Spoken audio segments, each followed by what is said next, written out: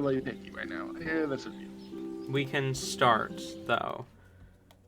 So. Um, Oh, wait, no. Hang on. Whoops. Oh, I almost flipped over early.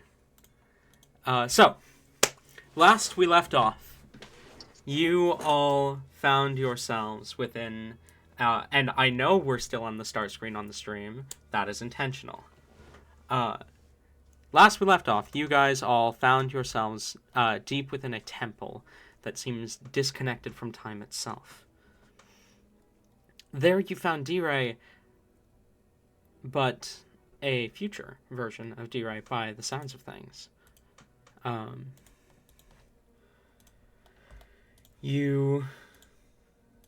Whoops.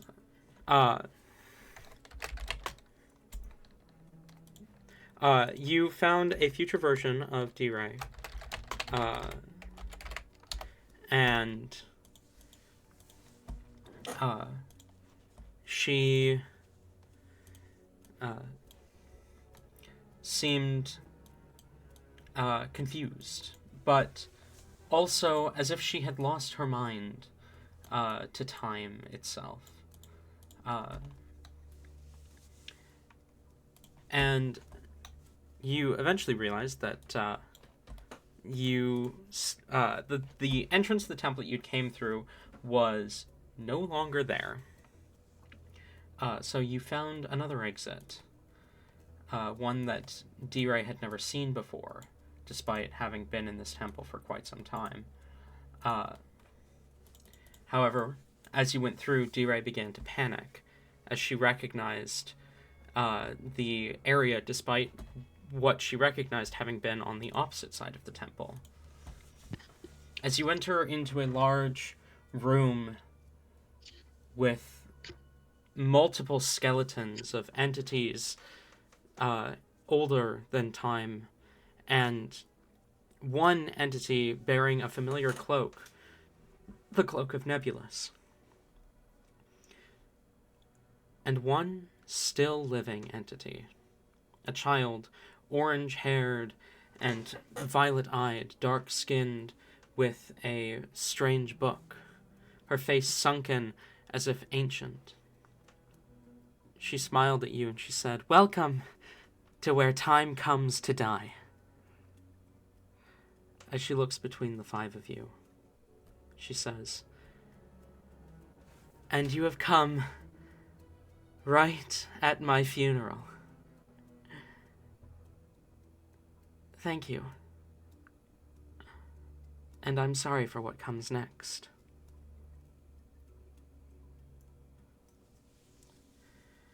As she kind of raises her arms to the sky, are any of you doing anything in this moment?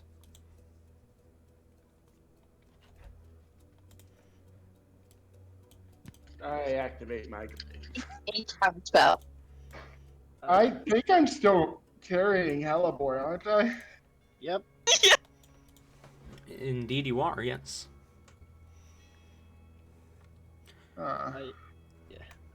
I am going to activate Vital Sacrifice.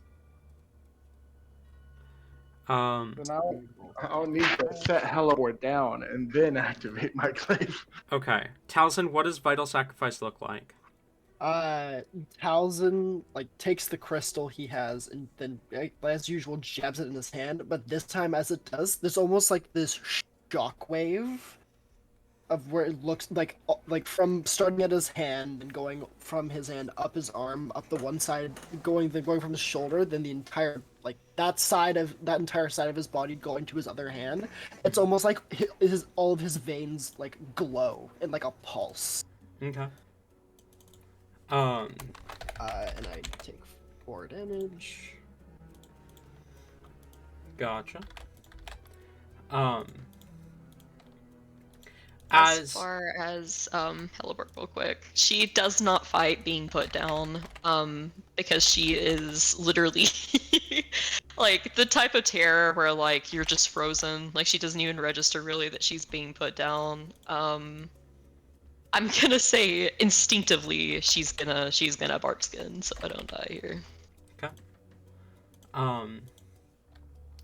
As the little girl, no older than 12, you would guess, raises her arms, suddenly you hear a loud cracking sound, as you see cracks begin to tear in the ground around you. Luckily, you are stood on probably one of the only spots that doesn't begin to crack. And then the floor begins to fall. Not directly around you, but ahead of you, just behind her, or just in front of her, actually, because, no, she's looking at you. The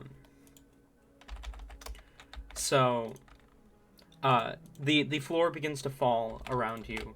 Not directly around you, but it begins to fall, only to be replaced with nothing. You see darkness, an endless void where the floor begins to fall. The skeletons that she had been near collapsing along with the floor, falling into this void. As she looks to you and she says, "Unfortunately, it is going to start pulling people from your past and your future with the intention of killing you all. I am sorry." And with that, can I have you please roll initiative?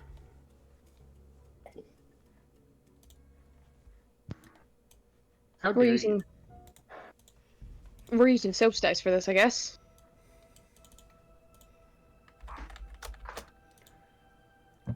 And I can, in a second here, pull you guys over here and flip this over here. Ooh, battle map, battle map, battle map. Ooh, No. there's a black hole. Poopy. All right.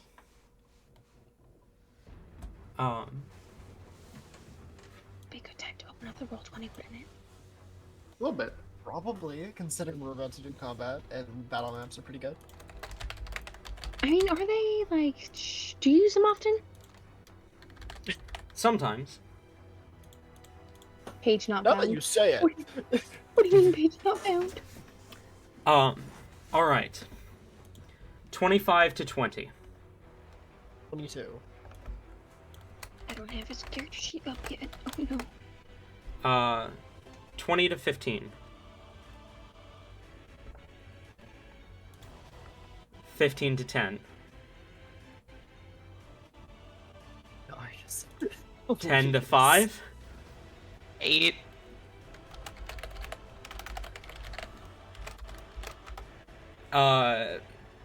Tabby. 3. Oh my god, you've never rolled above a 5 on initiative! I got a 4. And Rain got a 4. The Echoes got a 0. Nice. Not that you guys know what those are yet. And the Child got a 17. Alright.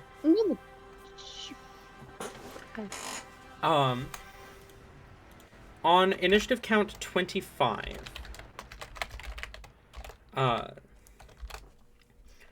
you see a kind of purple rift cut into the sky, cut into the air, and then take on a vaguely humanoid shape, as you see a figure suddenly appear.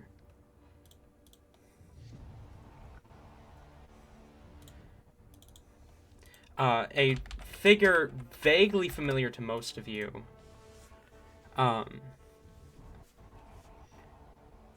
If you do not remember who this is, you may attempt a history check see if your characters would.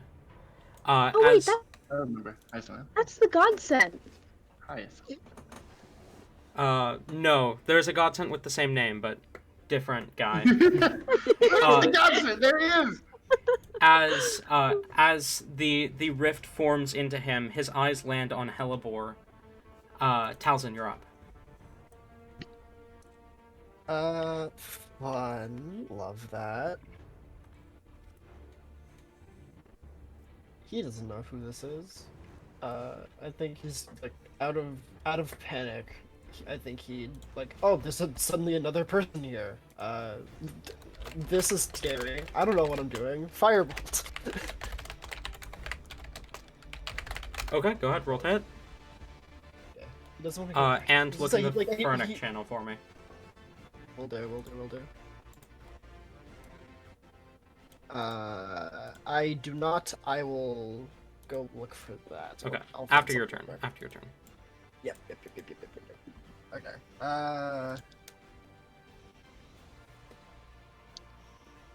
I can use 1,000 silly blood dice because I have that, and those are cool. And I bought them for him. That's gonna be a 21 to hit.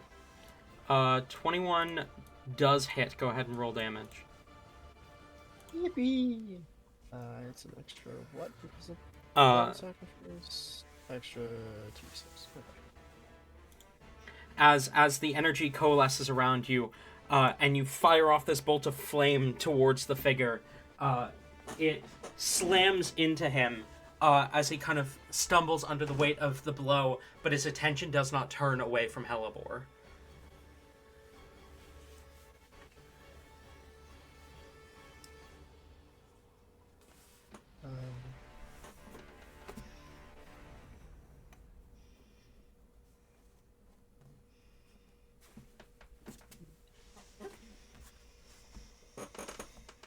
21 damage. 21 points of damage. Alrighty.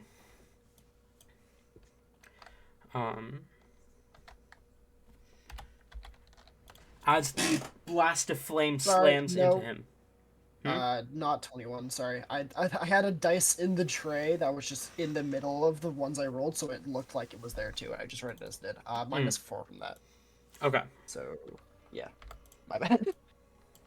So that would instead be 16? Yes. Okay. Poof! The bolt of flame slams into him, but his attention does not drift away from Hellebore. Anything else?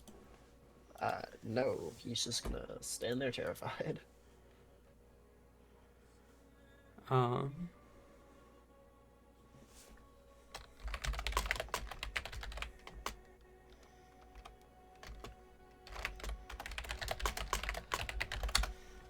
Okay. That brings us to the child.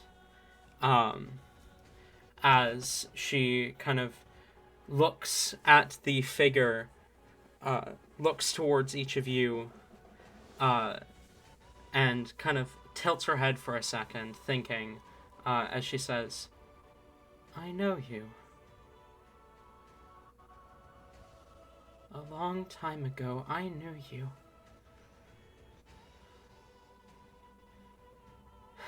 She kind of leans her head back, looking towards the sky, and her turn is going to end there. Hellebore, you're up. Okay. Alright, so my boy that's staring me down, is this a threatening stare? Is it a confused, like what kind of look is this? Roll insight.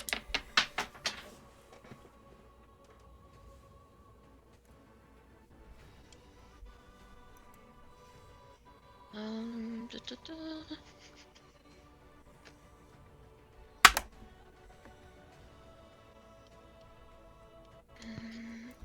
11. It's hard to tell. You definitely see pain in it, though.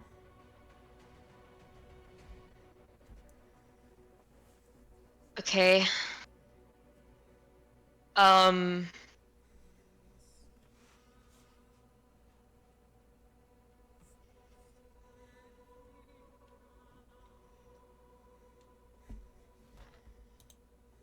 Well,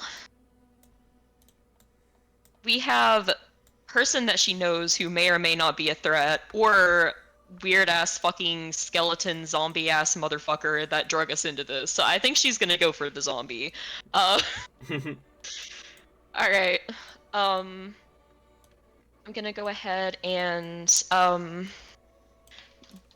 bonus action, and I'm going to turn into, a giant constrictor snake. Okay. So I do need to be changed to Hugh size, please. Lorgabor.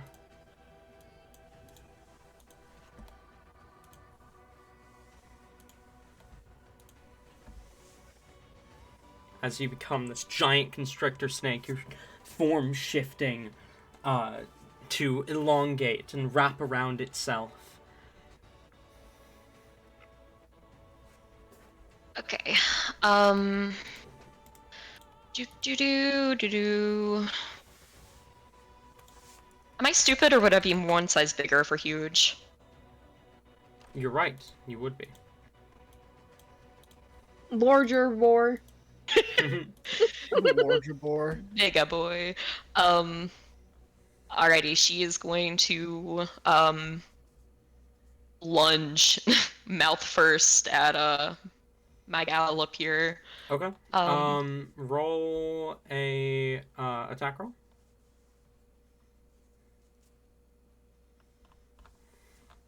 $25 to hit. Okay. That does activate her contingency. So as you leap towards her, biting, just as your fangs are about to sink into her, she vanishes in a flash of green light and appears over here.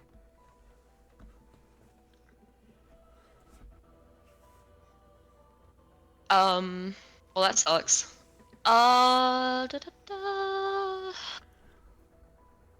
For the record, Well, while in this space, you guys are effectively under the effect of a jump spell permanently, and also cannot take fall damage. Okay. Me on my way to jump to the void. Because I don't take fall, I'm kidding. I will not tell you what happens if you jump into the void. So I'm not planning on finding it. Have it be like that one Don't season even worry where about it. all of us one by one fall into the void, and then we have to wait till the next season to figure out what's going on. Alright, yeah, I don't think Pelibor is brave enough to try to, snake jump across this. I don't have another attack, but she's gonna go kinda like right here, yeah, like right here, in front of Hyacinth, kind of, I imagine just kind of staring him down, still trying to like see what he'll do before she attacks. Mm-hmm. That's my turn. Okay. Rain, you're up. Alright, seeing the little girl running like that, not soap. Fuck, I'm using soap's dice and it threw me out. I'm not using soap's dice also because it's bad. I don't know what's wrong with that dice, but not good. I'm using random dice now because I can't find Rain's. Rain is going to... Oh boy, how far is this? Not far enough. Okay, I need to have him move. Okay, perfect. Rain is going to skedaddle on over, probably like... Oh gosh, hold up. I'm dumb, one moment. Yeah, we'll have him move this way, over here. Rain will move over here, and for bonus action, first, he will be activating his Blade Song, Okay. but he is pulling out his bow instead this time, and he's going to notch it. Okay. You pull back an arrow aimed at the child.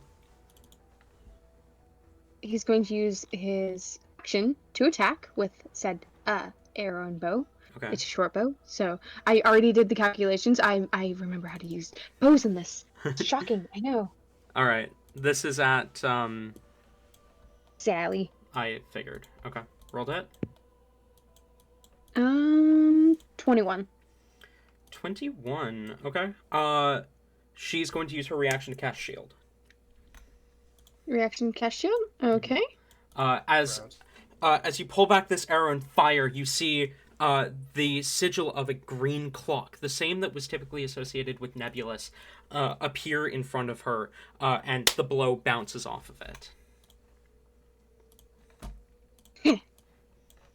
Okay.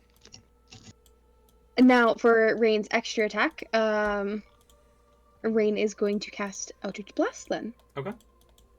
Because that has a +8 to it, so maybe we can get this lucky. Bladesong Wizard. Wait, you cast shield to counterspell it?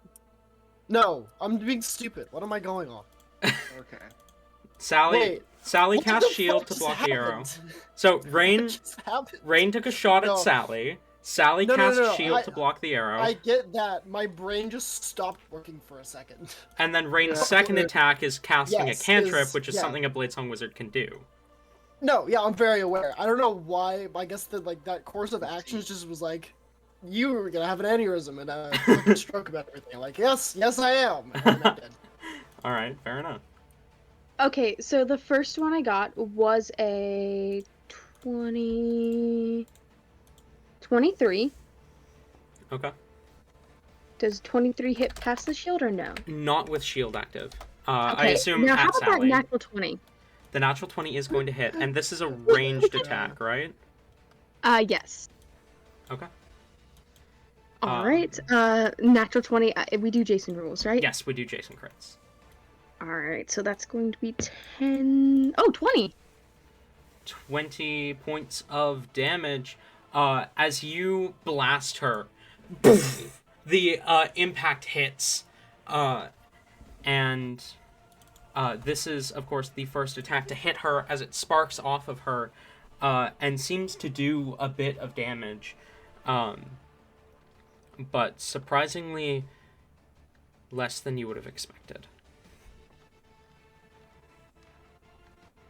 The health bar doesn't even budge. Boom. There we go. Wait, didn't budge! Guys, we're so fucked. We are so fucked. It budged. It's a gimmick fight. Of course we're fucked. We don't know the gimmick yet. Oh, whoops. Alright. Is that the end of your turn, Rain? Yes. That is going to be the end of Rain's turn. Alright, Todd, you're up. Okay. Azius ain't been doing anything bad to us, Not yet. and it seems like the party has decided Sally is the target. She also said didn't what- attack you. She said, "Welcome to my funeral. I'm sorry for what's going to happen next." Right. But the party has decided she's evil. Look, that was so threat-sounding, DM. You cannot try to be like, you guys are the bad guys. I'm You're not attacking saying each you other." guys are the bad guys. I'm just saying that Yeah, you can but apply the opened same... the battle map and put Sally in front of us, so... After Sally gave us trauma from last, Yeah, but you don't No, remember that. Did she teleport over there, or did she come? She teleported. Hellebore tried to bite her, and a spell activated without her input that teleported her over there. Contingency. Yes, contingency. Which is like her whole gimmick. so she's got gimmicks, but we don't get gimmicks. Got it. What the fuck? I just used my gimmick. You guys are You allowed guys gimmicks. don't make gimmicks. Okay, cool. Next time I take damage that isn't from me, I cause a nuke to go off. Okay, I guess I'm That's just my gonna... gimmick. Her gimmick said we- works rules as written. I guess I'm gonna jump over there. You said we're Okay. under the jump spell, right? Yes, so triple jump distance, and you can't take fall damage. Well, That is technically like about 20 feet above you, but that's still, you can easily clear that jump. okie dokie. I would have to dash to get over there, so I can't do anything while I'm here. But, haha, boo! small child. Okay. Be afraid. Pick up Sally and throw them into the void. Just do like a kamikaze, like hug them and Yeet. jump yourself. Oh my Get rid of God. 2 of our problems. All right. That is my turn. Okay. End of your turn. I just realized I didn't roll for D-Ray. Whoops. Oh, she rolled shit. She technically would have gone before Rain, but I'll take her turn now. D-Ray, kind of completely confused by what's going on, steps forward, and is going to reach a hand out in the direction of Todd. So she would have to turn around for that because that would have been before Todd jumped.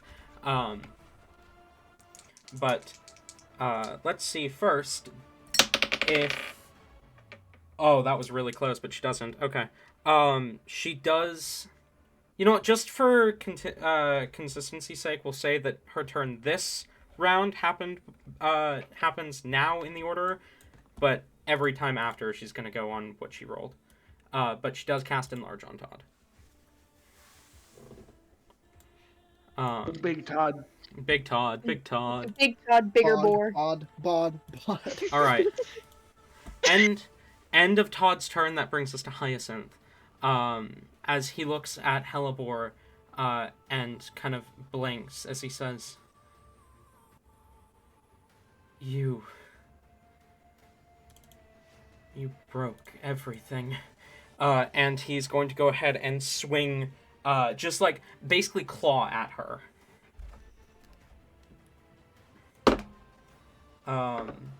Ooh, that's gonna be a 23 to hit.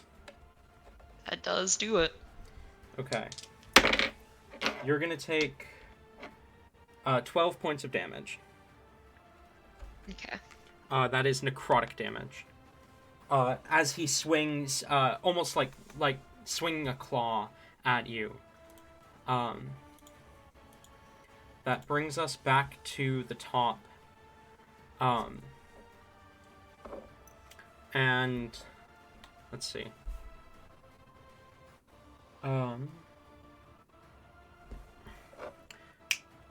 Tori, even or odd? Mm-hmm. Odd. Okay. For this entire round, every single person is afflicted by haste. Oh shit. Oh my. Talzin, you're up.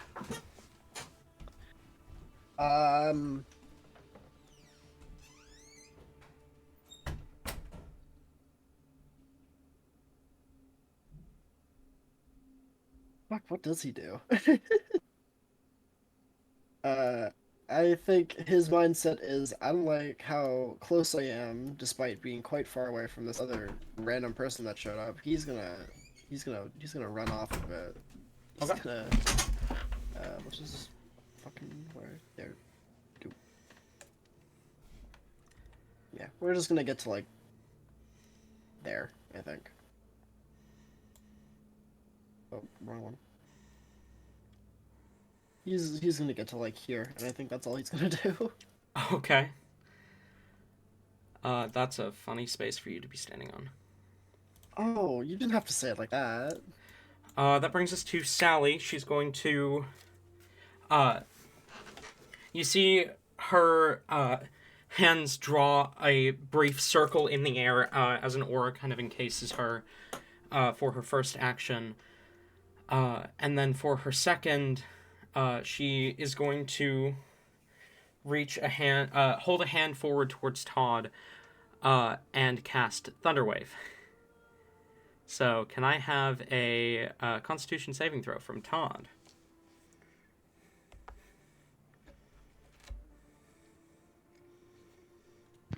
Con? Yeah. Soft 20.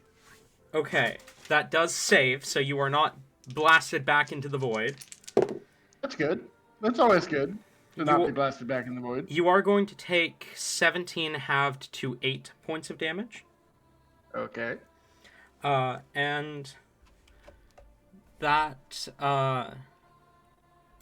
is going to end Sally's turn. the child's turn. You don't know who this is. As she looks to you and she says, "There is a world where we could have been friends. But I see that that is not this world." Hellebore, you're up. Okay. She does not appreciate the scratch at all. She is going to assume, like all of the other fuckery that is going on, this ain't actually Hyacinth. So I am going to do a good old-fashioned constrict attack. Okay, go ahead. Roll to hit.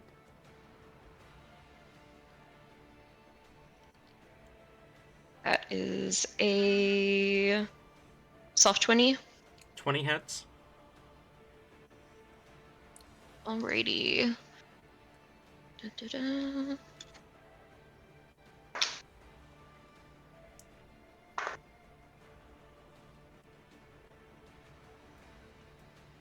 Okay, that is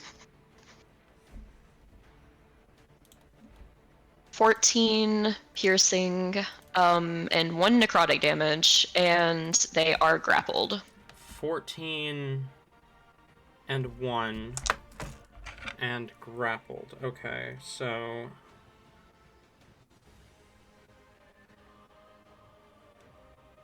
wait, hang on. Math.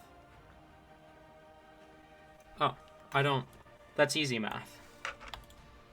As you begin to tighten around him, you see it seems to hurt a lot. It seems to hurt him more than when he was firebolted by Talzin. Okay. I do have another attack because haste. Mm-hmm. So I will take that, and because they are restrained, I should have advantage. You do. Cool. Well, I rolled the same thing both times. 22 to hit. 22 hits. Roll damage.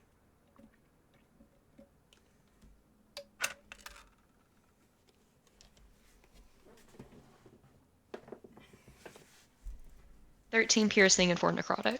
13 piercing, 4 necrotic. As you sink your fangs into Hyacinth, you see Hyacinth kind of turn to mist and vanish. And as he does, you see this line suddenly jut out towards the child, and she clutches her chest as if something just hit her. I see. There it is. The gimmick, my friends. We've found the gimmick.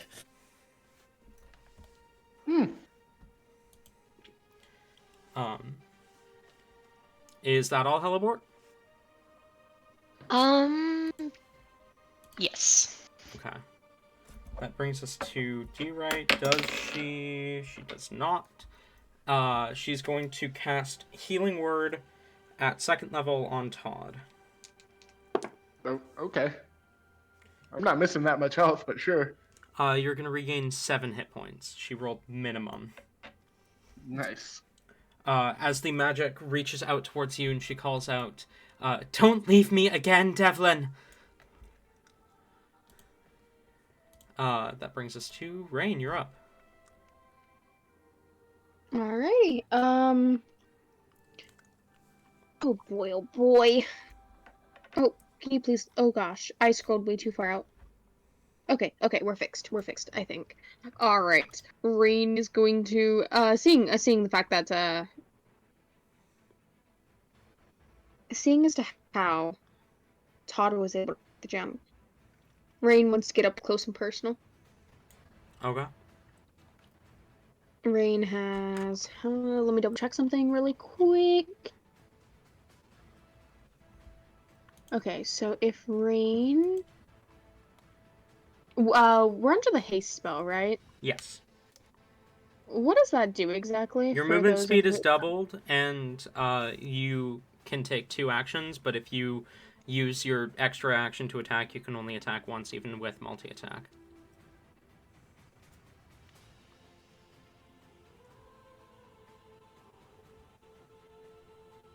Okay, so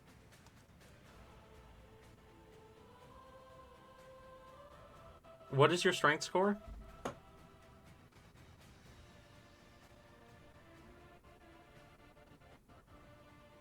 we don't have to talk about a talent. Like you Rain? just, you know. Rain, what is your strength score? Probably not good enough. It's an 8. Okay. So with a running head start, and triple jump distance, you can jump, I believe, 24 feet. Yeah, we can make it. Because of how precarious that spot that you'll be jumping from is, I am going to call for a dex save as you jump.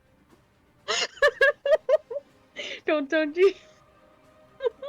Into the void rain goes. You should get Dice. advantage though, at least, because haste. Haste doesn't give you advantage on dexterity saves. How about because you're a cool It DM? doesn't? No. Oh, okay, Because you're okay. cool, DM. Legitimately, my dice did not fail me. I don't think. I got a 19. I'll allow that. Fuck yeah. Okay. So you do land here. Okay, it literally does. Like, Oh, you it can does? read it. You have advantage on dexterity Oh, saving oh. throws. Okay. Well, that was an 11, so not great. A 19 saves. So Okay. okay. I was wrong then, apparently. Okay. I will Man, that accept double- that I was wrong. So Haste literally made it to where Rain can still use his movement. Rain had just enough movement to actually get there without dashing.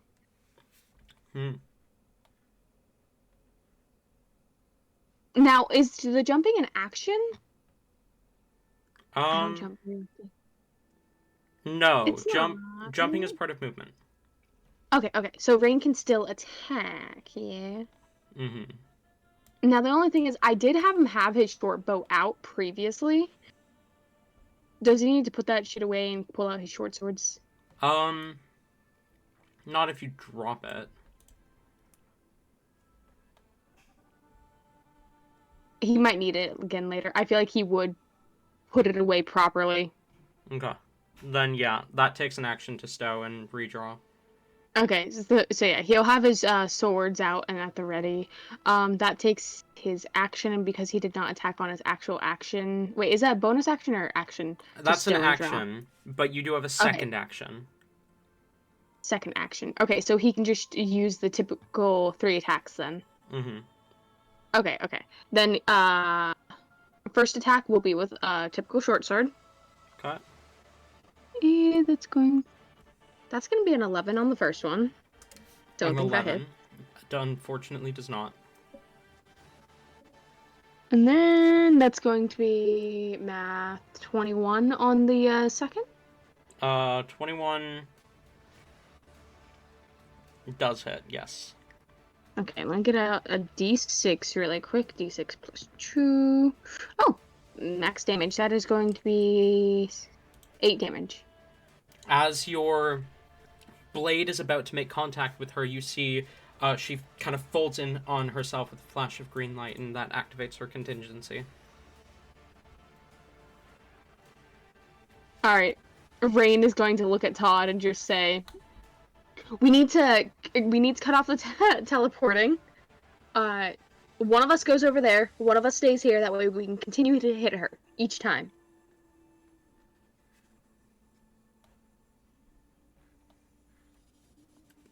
I was muted. Sure. Yeah. Okay. Okay, and then, oh gosh, what is the distance there? Perfect. Rain is going to Eldritch Blast. Okay, roll your 2 attacks.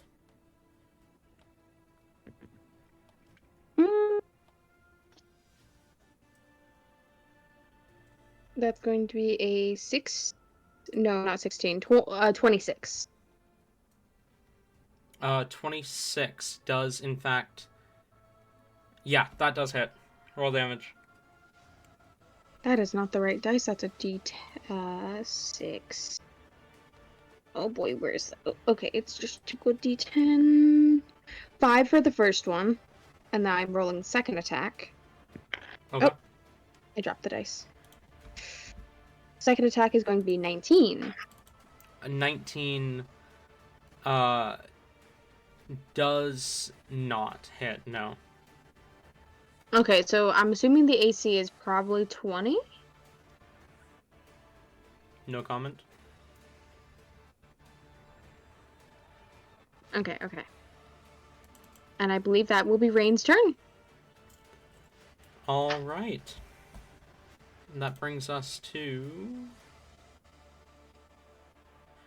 Todd, you're up. Sweet. So she's just far enough that I am going to have to dash to get to her. Oh no. Can I land right here? Is this somewhere I can be? Yeah. All right. At least I'm hasted. I'll attack it. Okay, roll to hit. This is a melee attack, right? Yeah. Okay. Good to know. Oh, that's awful. That's 11. 11. Unfortunately, 11 doesn't hit. You swing and you miss. What about 26? 26 does. Go ahead and roll damage. And...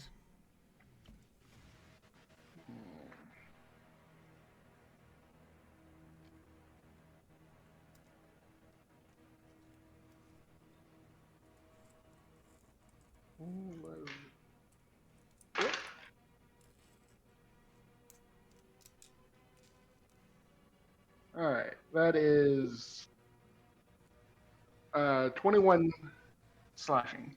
Well, no, that is 18 slashing and 3 lightning, I should say. Okay.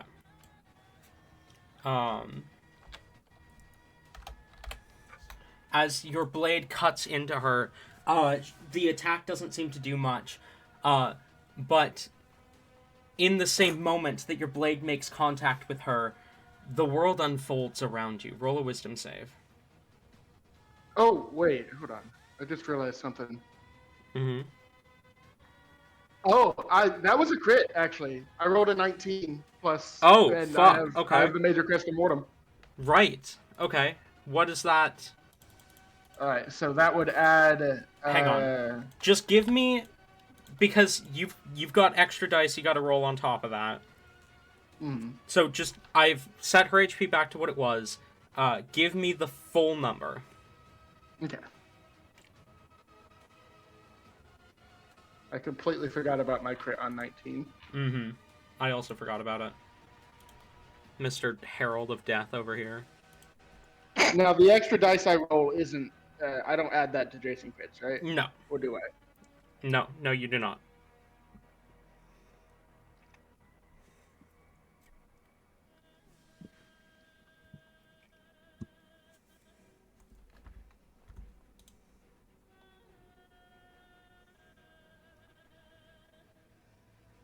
Okay, so I would roll an extra 2d10 to add. Mm-hmm. Because I had... Yeah, I was just double checking to make sure I had that number right. Mm-hmm.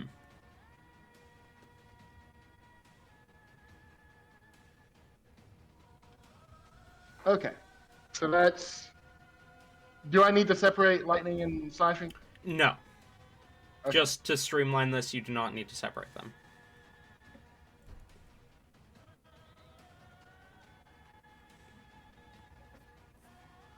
Pull up my calculator.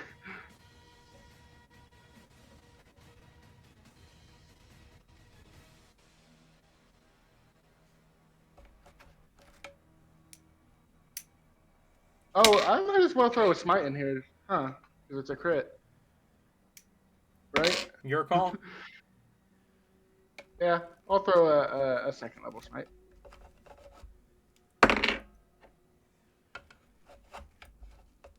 Okay. Second level smite. Go for it.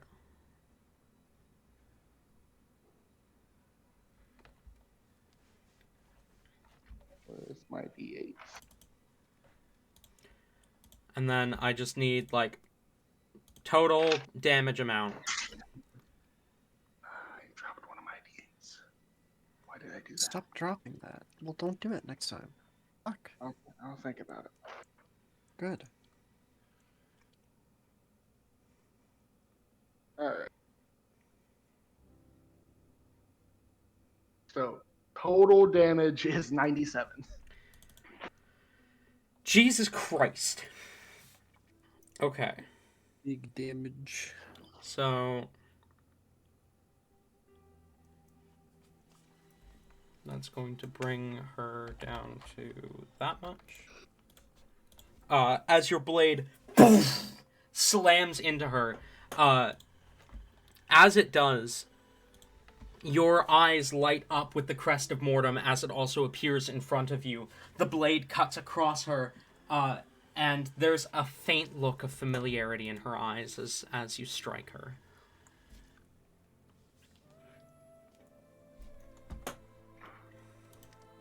Is that all? Yeah, I only have the 2 attacks. Alright. That summons, then, 1, 2, 3, 4, 5 echoes. Whoa. And did I just put all of them on the map layer accidentally? No, I put this guy on the map layer specifically accidentally. I was wondering why you didn't have a name. As these echoes, you see more purple rifts kind of appearing and then taking humanoid shape. As you see Morlena's eyes lock on Todd, this kid, it seems, also his eyes lock on Todd. This one's eyes also lock on Todd. Nyx's lock on Rain. God. Pardon? Oh, no, just oh my god, they're all looking at the boy. Nyx's lock on Rain and Damon's lock on Hellebore. As Damon looks to Hellebore, and says, You ruined everything! Is going to take a step forward and is going to swing at Hellebore twice because of haste. First one definitely misses. Second one is going to be a 21.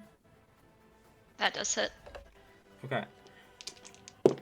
You're going to take 9 points of necrotic damage as the claw cuts across you and kind of draws blood. Damon glaring at you with the hatred of 1,000 years of vampiric torment. Rain, Nyx looks to you. You left me. You abandoned me in my time of need. Why? And he's going to swing twice at you. Does a 15 hit? One moment.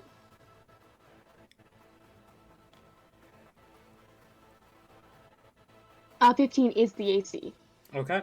Then I assume a 19 also hits. Or an 18, sorry. Yeah. Okay.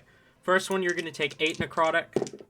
Second one, you're going to take 7 necrotic. As his claws cut across you twice. Rain is going to that definitely makes Rain like cry out in pain. That he was not expecting that. He was expecting at least be able to get in some friendly banter. How their fights typically go. You see the colorful tiefling that's got his eyes locked on Todd as he says, You told me it was a second chance. But it wasn't. It was just torment. and a blast of kind of necrotic energy, 2 blasts, sorry, because haste, are going to fly out towards Todd. I assume an 11 misses? Yeah, it does. Yeah, I assume a 7 also misses? Shield. Okay. Goodness. Morlina looks to you and kind of says, "You abandoned our cause when we needed you most." And 2 blasts of dark energy towards you. A 9 definitely misses. Does a 19 hit? 19 does hit. Okay. Wrong die. I rolled for the melee attack accidentally. That's going to be plus is going to be 8 points of damage. Okay. As the 2 blasts of dark energy fly towards you, 1 hits. This is necrotic specifically. 1 misses. And the kid just looks at you. Dad, why? Oh, shit. And 2 more blasts towards you.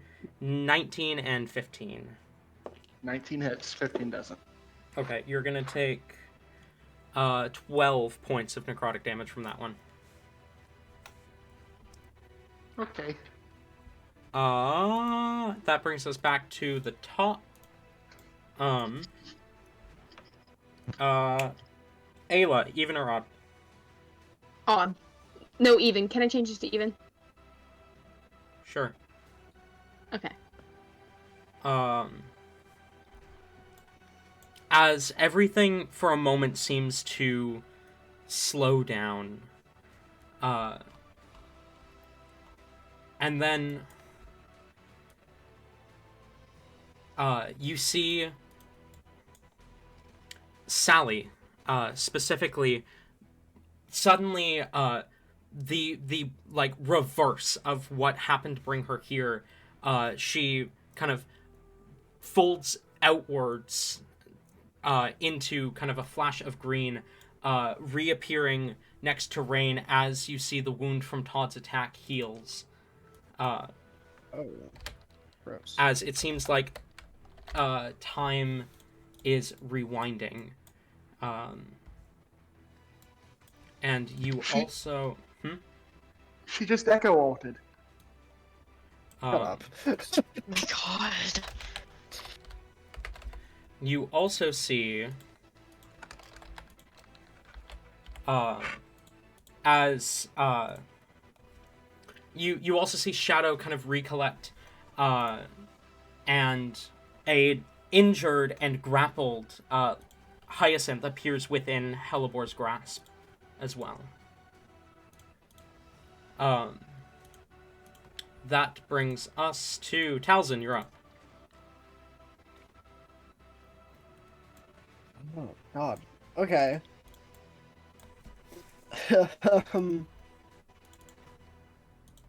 He's a silly little guy. He's gonna disengage and just run back to the entrance. Okay. He's like, oh fuck, there's a guy here. Better fuck off. And he's just going right back to where he was before. Okay. And that'll be his turn. Yes. Love it, love it. Bro has done nothing but sprint. Bring... And no, that's his action. Never mind. The haste has worn off, by the way. But you guys don't get the lethargic condition. Brings us to the child, as she looks to you, Rain, and she says, I wish to welcome death, just as much as you wish to avoid it. Unfortunately, we are bound to our fates. And every time you try to run, you become a worse version of yourself. I just realized, Todd, you never rolled that wisdom save when you melee hit her. I didn't realize I was supposed to. I You were just like, this is a melee hit, right? Yeah, and then I said, and a wisdom save right at the same time as you realized it was a crit. Oh, oops. It happens. So then we got distracted because crit. 16. Okay, 16 saves. So, as I was describing, as your attack makes direct contact with her, you see the world unfold around you, and you are able to comprehend just a moment of it. A pair of birds standing on a cliff's edge, overlooking a small village. A young boy, orange-winged, sits next to them, hanging his feet over the edge, feeding the birds, before you are back where you had been within this space outside of time. Sally is going to use her action to reach out and touch Rain.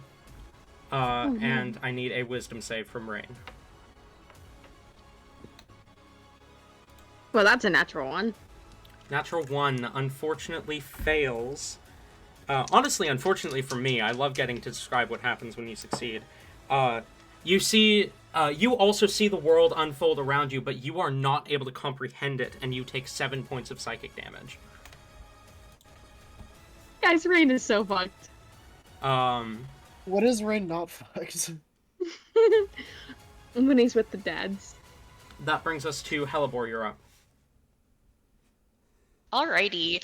So, yeah, absolutely. Like, she was eyes locked on Damon and Morlina. Like, this is exactly where she was going for. This may not be them, but she gets to actually kick their asses since they're weaker in this version. This is her fantasy. Alright. Well, she assumes, but anyways, that plan is ruined when Hyacinth pops back up, because if she has him restricted, she can't make another attack. I mean, you could let him go to do the restriction on Damon. Honestly, yeah, there's...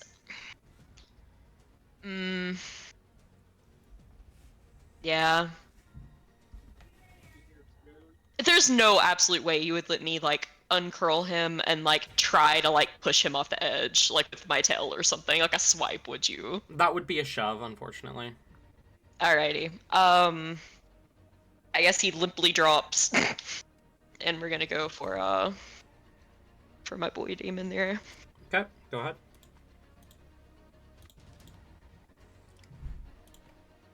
$24 to hit. 24 does hit. Go ahead and roll damage. We're actually gonna try to do a restrict on this one. Okay. Does that just auto-restrict if you hit? Yep, it's an auto restrict. Okay. So... Does that also do damage? Yep. Okay, I thought so. I wasn't 100% sure of that. Alrighty, that is 15 bludgeoning damage and 6 necrotic. 6 necrotic and 7 bludgeoning. Yes? Wait. Oh, fucking hell, what did I say? No, it wasn't 7, it was 8, 9, 10, 11, 12, 13, 14, 15. 15 bludgeoning. 15, okay, so 21 total? Yes, yeah. Okay. You tighten around him, and you see, like, you begin to squeeze the life out of him. You see his eyes widen, begin to kind of pop out of his head. If a snake could grin, it's this. Alright. Yep, that is... Well, I will use... where is it? Where is it?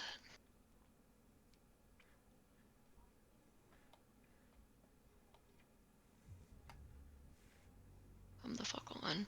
Okay, yeah, I will use,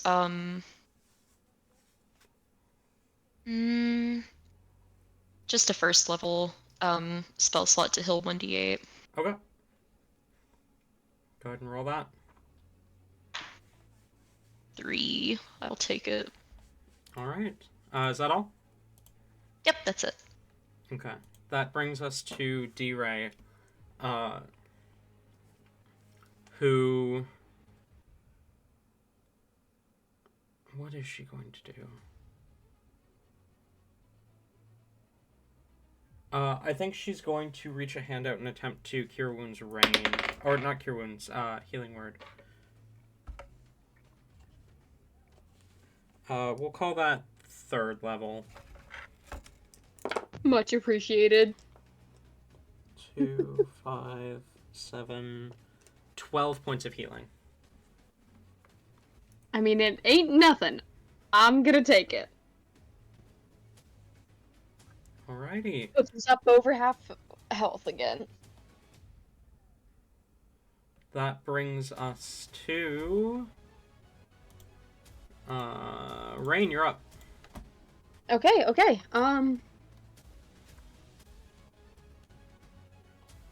Let me look real quick at something.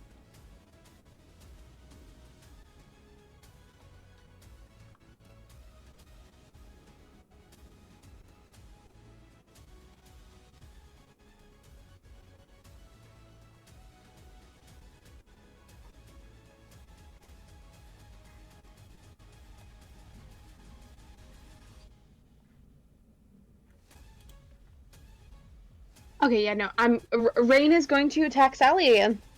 Okay. You sure? Yeah, Okay. because, because looks to be the main issue, and Rain doesn't want to hit Nyx. Okay. Short swords. Oh, whoa, what did I do? I did not mean to do that. Oh. Hold on, I just accidentally closed out the sheet. Just a moment, I have Luna's sheet open. Now let me close that really quick. Scroll all the way down, find Rain, open up Rain sheet. Look, see what that modifier is. It's gonna be a 5 on the modifier, which makes it a 22. 22 to hit? Yes. Natural 17? 5 Yes, plus? that does hit. Go ahead. Actually, that does activate her contingency. Does the hit work, or no? No. As she vanishes and reforms kind of to the other end of the thing.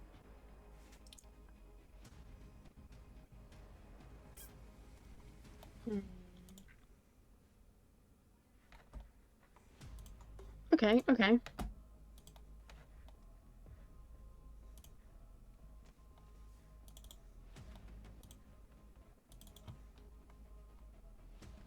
Well, this sucks. Rain die time. 125. If they were just one closer. 5 feet closer. Fuck you, Talon. What did I do? Alright, you know what? Screw it. Rain's going to, like, as Sally disappears, they're going to continue, and flow through with their attack and hit Nyx. Okay. With your second?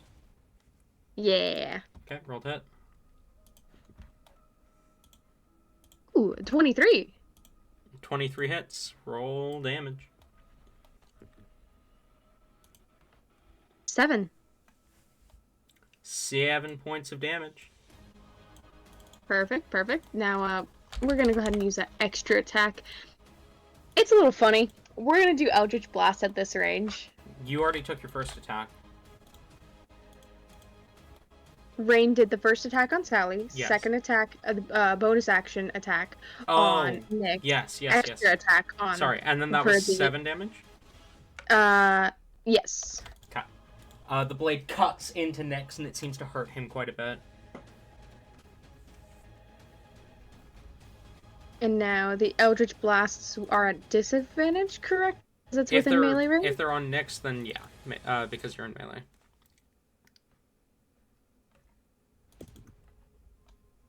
18. 18. Alright, that does hit. Roll damage. Oh. 9 for the first one. 9 for the first. Okay. What is that?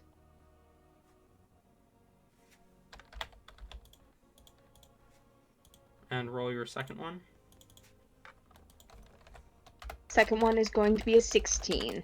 16 just hits. Roll damage. Ooh. And that'll be 2 points of damage. Okay. Every bit of damage counts. Poor Nyx. Oh no. They're starting to look like rain over here. As you cut across him, and poof, blast him with energy, his hit points whittle down little by little.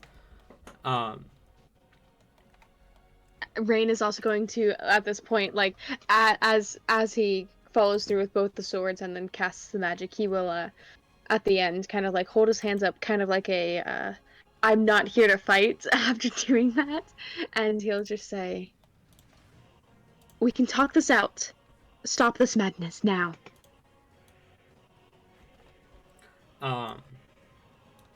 Nyx glares at you as you say this, and like kind of growls back. The time for talking is over, Rain. I've tried and tried and tried. That brings us to Todd. You're up.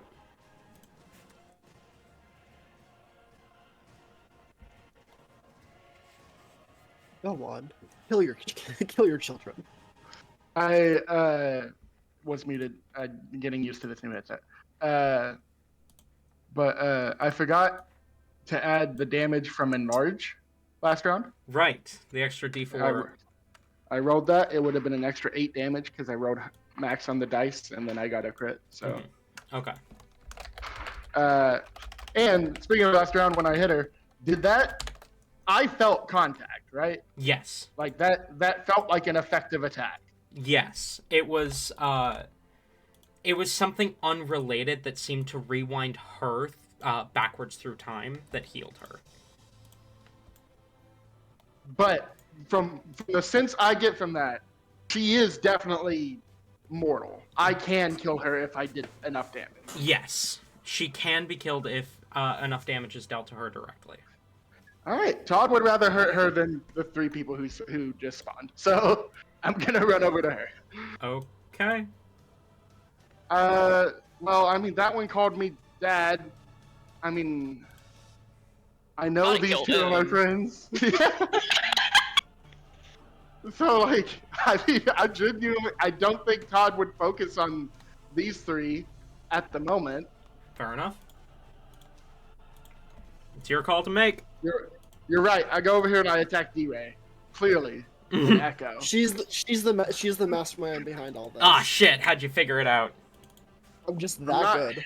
Not hasted anymore, right? No. Nope. Well, that's fine because I have just enough movement to get there, but without dashing. I am kind of big though. Can I make that?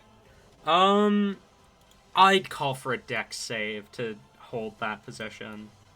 That's fair. Oh. 7? That does it, right? Okay, so anyway, I'm gonna attack. No, hang on. Hang on. You attempt, and your feet begin to slip. Can I have an athletics check to try and catch the ledge before you fall? God damn, I'm rolling awful today. That's a 6. 6.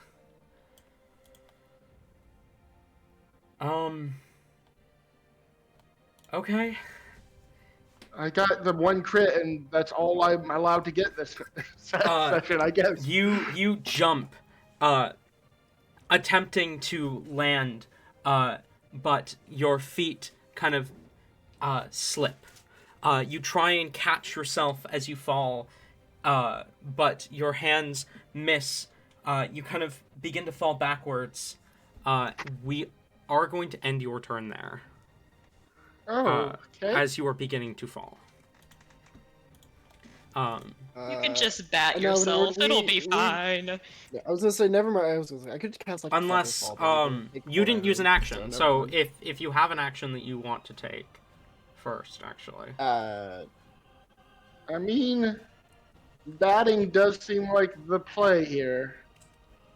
Yeah, I'm gonna bat. Okay. And- You are a... Bats are normally small, so you are now a medium-sized bat. Because you still have enlarge. Yeah, I don't get my movement speed back though, right? So I just No. kind of hang there. Yeah, you're able to catch yourself with it, but... Right, I'm just under the ledge. Got it. That's my turn. Okay. That brings us to the echoes.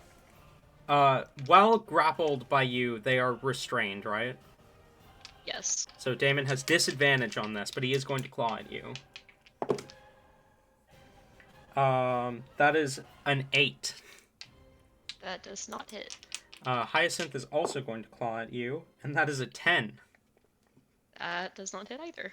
As they both claw to you, Rain, Nyx is going to claw at you. That's an 18. It's gonna hit. Okay, you're going to take 13 points of necrotic damage. That's gonna hurt. I'm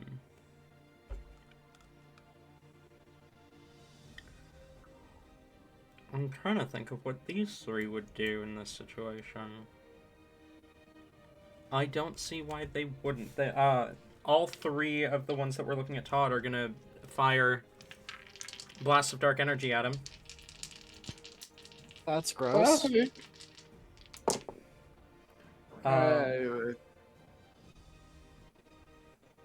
Okay, well that one's a natural 1. Alright, sweet. That one's a 7.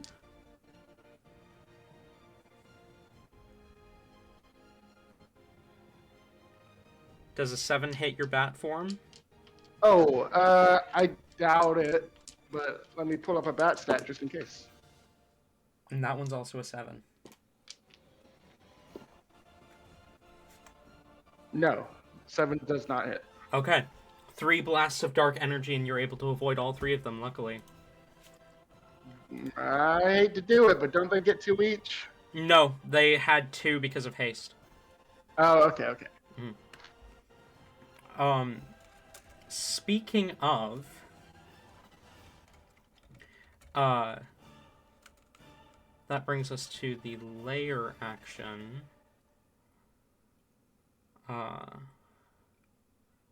It technically has activated one since the last time it summoned echoes, but there's enough echoes on the battlefield already.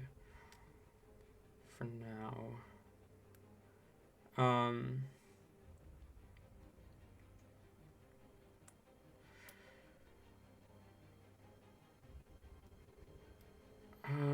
This one feels mean, but it makes sense. As time begins to fold, can I have all of you roll charisma saves? Uh-oh. Hey, we're good at those. We are a charisma built party. Let's go, guys. No, not anymore. I need to fucking use a different dice. This dice has rolled a 2 3 times in a row. So I Which one did are get a you 12. rolling? Huh? Which one are you rolling? This red and black one. I guess that doesn't narrow it down, but I still get my aura, right? Even though I'm the bat. Mm-hmm. Yeah, so that's still a 15. 15 just saves. 1. 1 fails. 16. 16 saves. Rain? I got a 12. So if Okay. she fails, she succeeds. And D-Ray saves as well with a 17. Rain and Talzin, you feel time fold around you for a moment, and then everything seems to run in reverse, as both of you return to the position that you were at when you started the combat. Which luckily means Talzin doesn't move. That might have actually legitimately just saved Rain. I was thinking, like, this would save Rain and Todd, if they fail. Alright, that brings us to Talzin, you're up.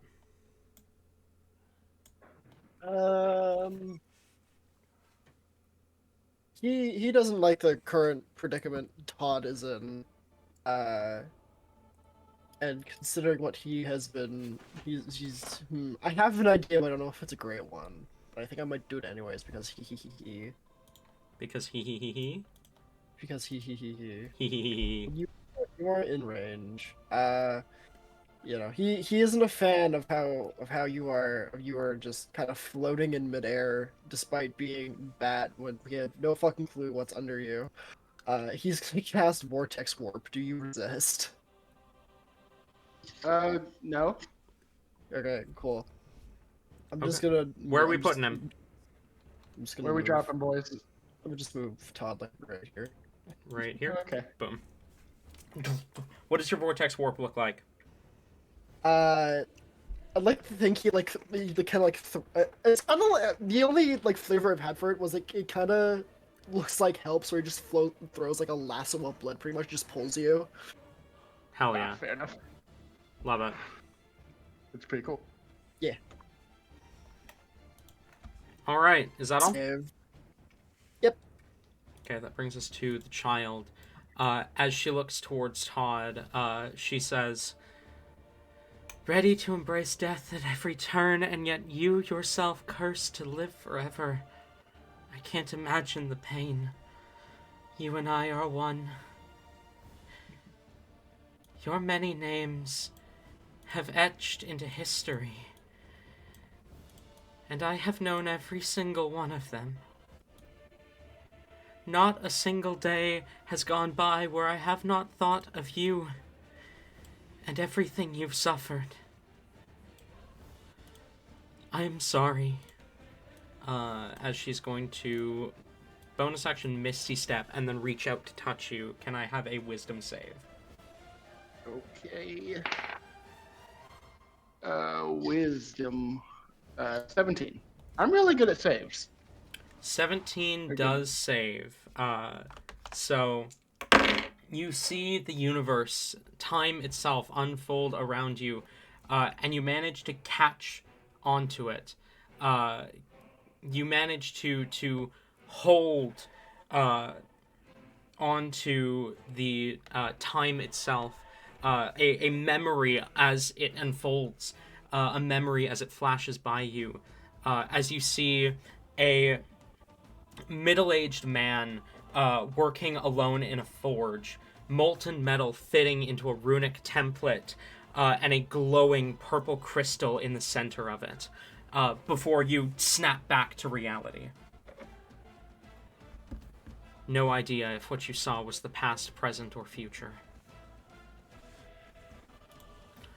That brings us to Hellebore. You're up. Righty. We're gonna go ahead and try to bite Damon's head off. Okay, roll that. 19 to hit. Definitely hits. Roll damage.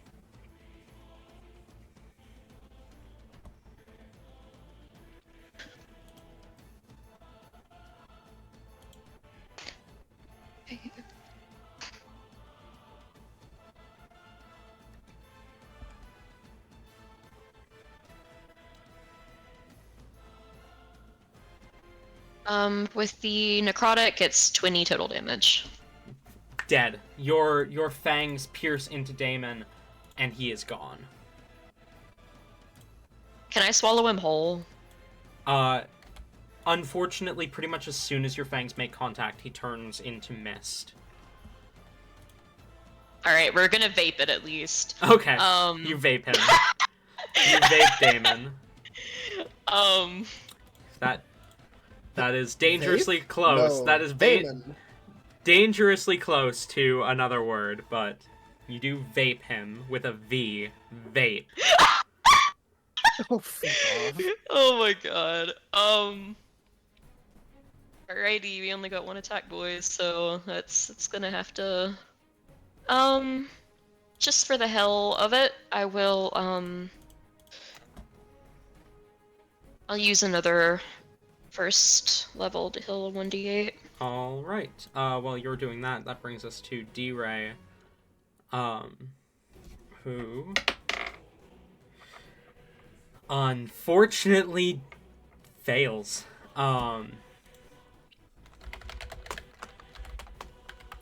As you see D-Ray reaches out to attempt to cast magic, and suddenly her entire body seizes up with glowing green energy, and she triggers a wild surge. Uh-oh. Oh, okay. Hang on. Because she was reaching out towards Hellebore. There is a puff of smoke, and suddenly you and D-Ray switch places. Uh-oh. Okay. That brings us to Rain, you're up.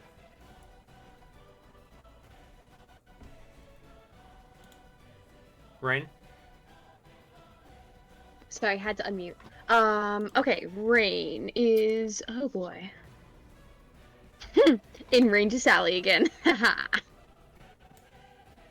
You don't want to finish off Nyx? Look at him over there. He Talon begging us to. To actually do what we're supposed to do.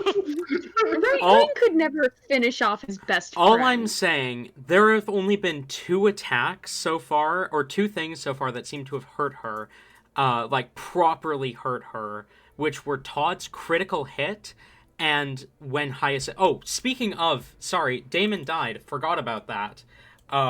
Same description as before, as Damon becomes mist, a line of energy connects him and the child, and she kind of clutches at her chest again as if something just, like, hit her hard.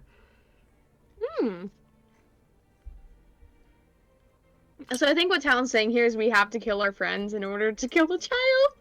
That sounds to me like we just keep hitting the child. It'll work eventually.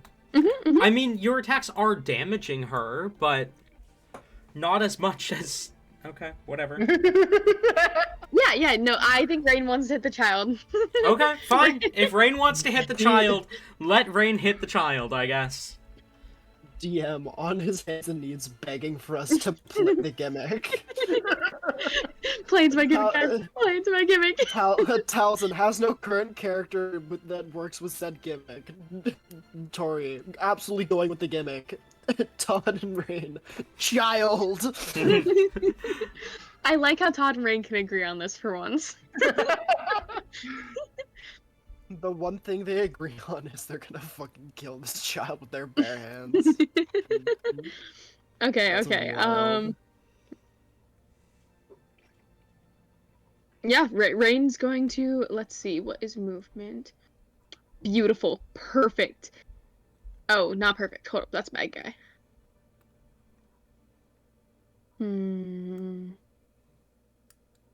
A bad guy that seems locked on Todd at the moment. Oh, okay. If they're locked on Todd, then it's fine. Oh my god. Rain's gonna come up in between Todd and the bad guy. Okay. And slice and dice the child. Okay.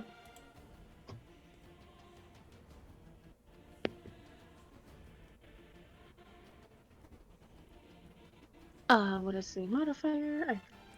5, that is 21. 21. Not bad. 21 does hit. And she didn't get her contingency back, so she's gonna shield, so it doesn't hit. Oh well, fuck this child. Fuck this child. You're not. No. I am sick and tired of this motherfucking child. Are you now? Oh yeah. I'm really tired of this child. So what Rain's gonna do is I also did a dumb thing. Mm-hmm. But it's fine. Really? You know what? We're still gonna go with it. We're gonna go with it. Okay, we still have another attack with the sword for the bonus attack. That's not gonna hit. That's an 11. Unfortunately, an 11 misses. Alright, and now we're gonna Eldritch Blast a couple times. At point blank? I know, is it? Yeah, point Okay. blank. Roll at disadvantage. That's a 26, my friend. 26 hits.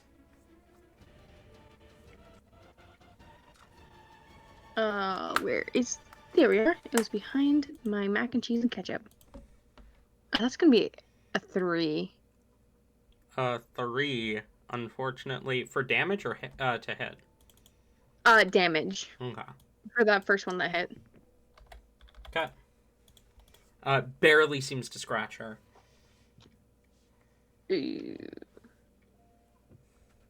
Okay, and the next one I'm assuming is not gonna hit with the shield because that's a 16. No, it does not. Damn. How unfortunate. But it's okay though, guys, because now Rain's slightly irritated. Okay, Todd, you're up. That makes it okay. You are a bat. I am a bat. We have. I remember vaguely that you could cleave in this campaign. Yes. I was gonna do that, and then rain got in the way. Yes. I've got the full list of Baldur's Gate functions. I don't know where I put them in here. They should be in campaign info, but they're not. So let me. Yeah, I was just Fix looking that. for them. Um.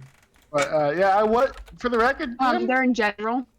was gonna do both. I was gonna attack Sally and what I assume to be Fathom. But yeah, rain got in the fucking way, so I guess I attack Ray too. No. Found them. I'm putting them in campaign info. But yeah, you've Wait, got. Did you find them because of my message? Please tell me my message No. wasn't useless. No, I didn't. I'm sorry.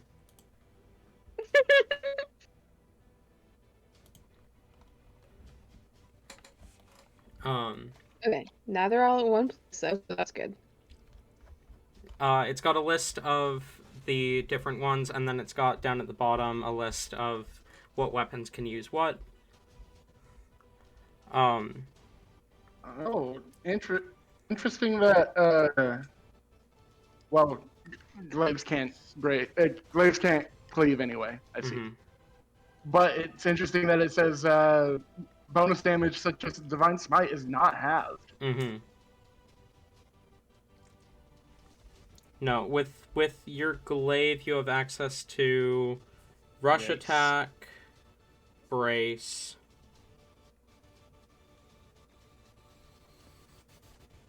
and lacerate. Is it bad I forgot about these? No, everyone did. Everyone forgot about them.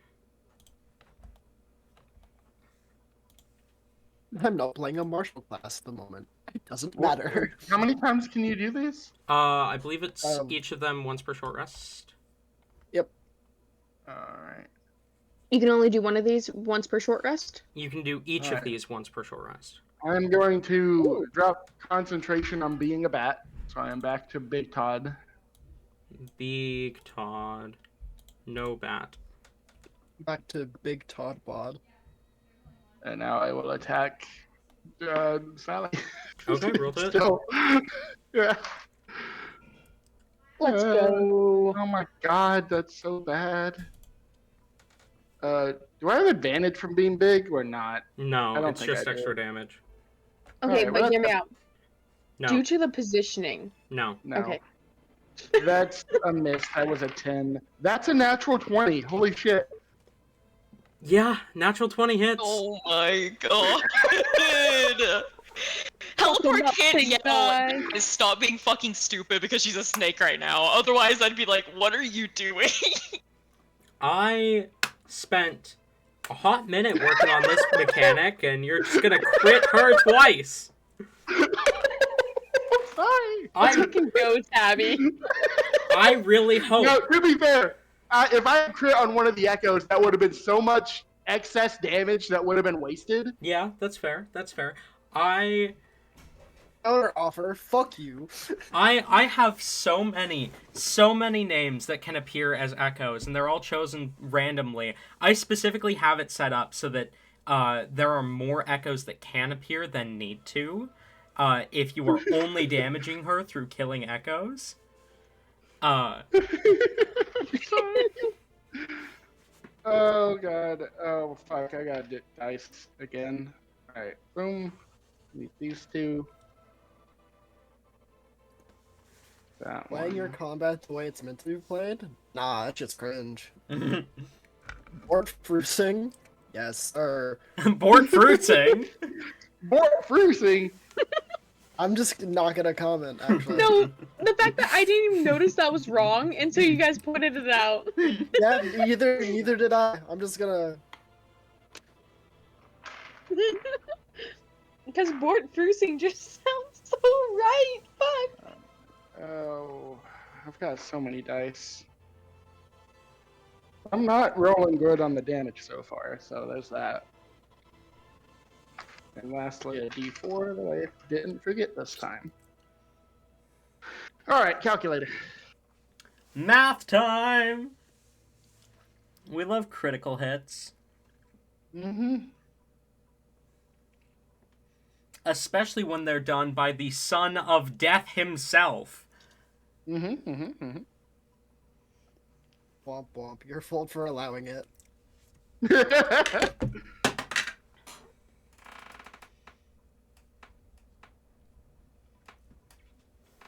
I did not expect Todd to crit twice in this combat. How much health does she I have? want to point out, Rain also crit Right. once in this combat. That's a little less than before. That's 85 damage. Alrighty. Your blade cuts into her as this blast of or as your blade cuts into her, she like kind of clutches the wound, looks at you, and says, "So this is the strength of the mortal Lord of Death. I've wanted to see it myself."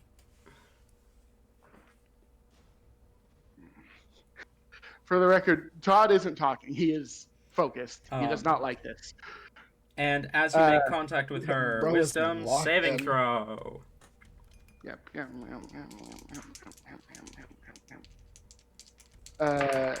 I imagine the first attack I did would have attempted to be a lacerate, but that missed. So, Okay. wisdom save is 24. That saves. So I get to do this again. Hang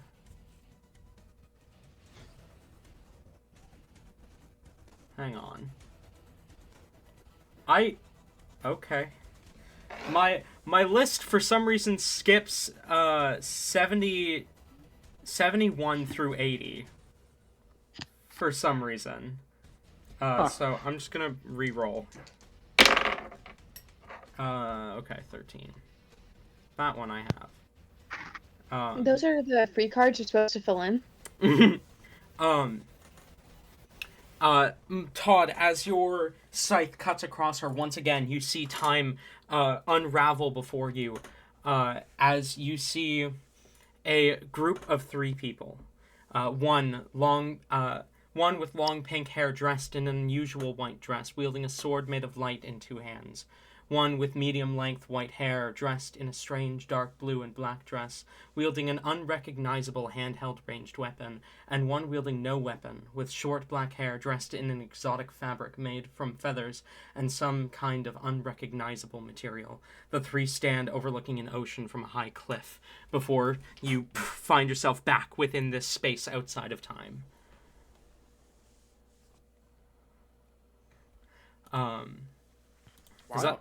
Is that the end of your turn? That's all I got. That brings us to the echoes. As Morlina is going to... What is that distance? Yeah, that is more than a jump she can make. And Fathom and Morlina are both going to claw at you. I dropped a d20. Okay, that's a 20 and a 21. Both hit. Alrighty, both hit. From Morlina, you're going to take 11, and from Fathom, you're going to take 14. Both of those are necrotic. Good to know. As their attacks claw across you, Morlina says, "You abandoned me at my time of need!" And as Fathom's cuts across you, he says, "You gave up everything, including me." Nyx is going to... That's out of range. that is just within his jump distance. Unfortunately, he can only move another 5 feet from there. But that is within range, so he's going to blast a beam of dark energy towards Rain. That's only an 11. Misses? And Hyacinth is going to come up to Hellebore and take an attack. That is a 14. Doesn't hit. And lastly, this kid just kind of looks at you and says, "Why would you leave us like that, Father?" And a blast of energy, natural 1, completely misses. And actually, that would hit Morlina. Huh. For Friendly fire against. Why would you leave us like this? Attacks own sibling. Sibling? Wait, Morlina's not. for a little bit of necrotic damage. We're not gonna talk about that. That brings us to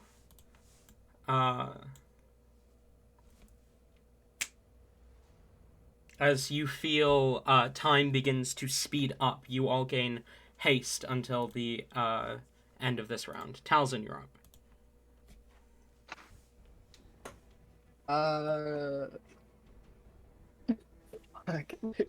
Okay.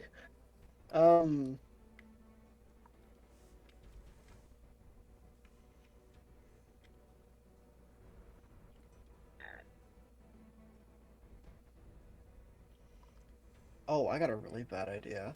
That might work. We're gonna give this a shot, okay?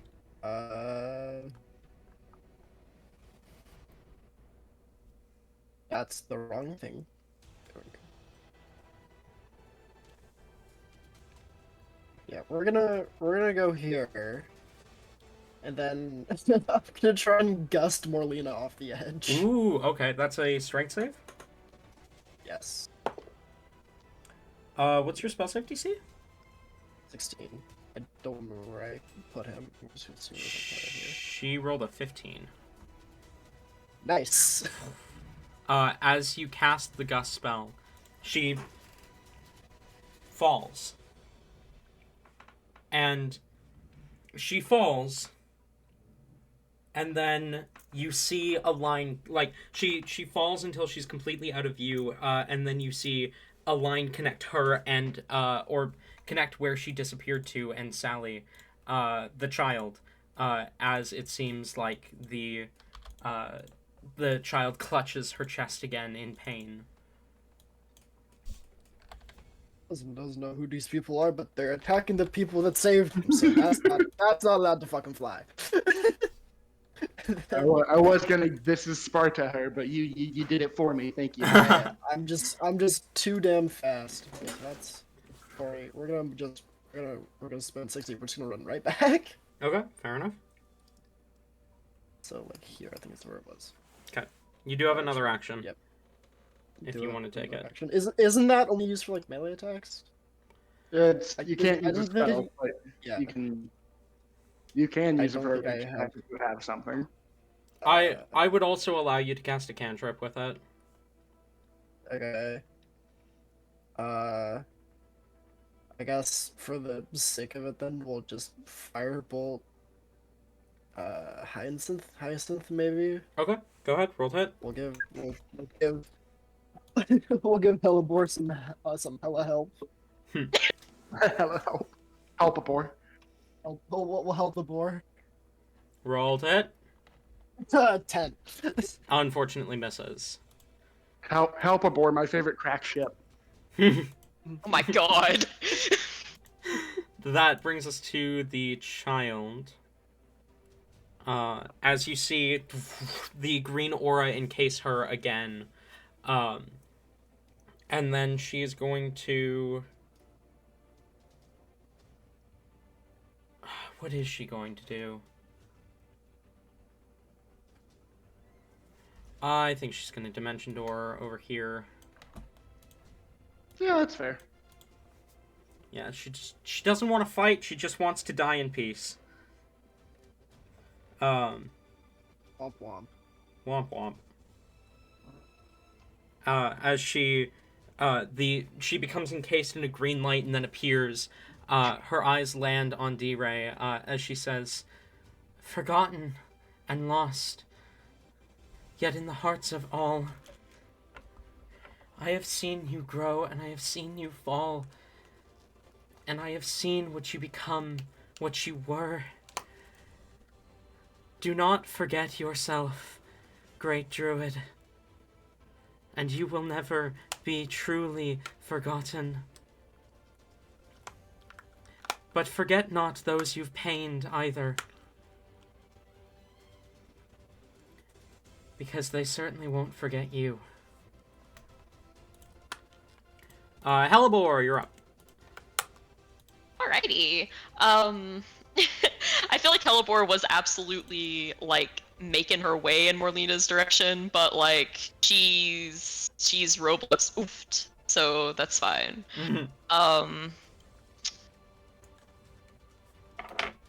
Hyacinth is still being a nuisance, so we'll go ahead and do a constrict on him real quick. Rolled it.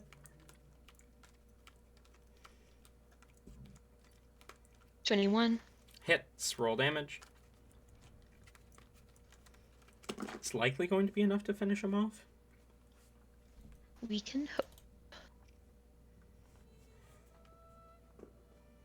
I mean, with your cloak of spore shapes combined with the damage that it already does. 21 damage. Yeah, he's dead. Again. Perfect. As he kind of turns to smoke, and you see Sally, the child, again, clutch her chest in pain.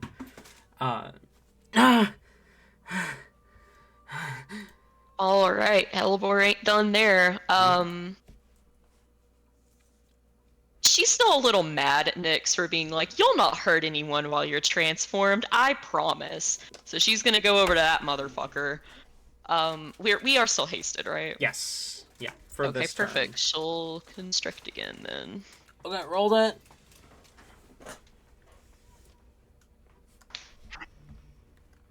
That one's an 18 to hit. Hits. Roll damage.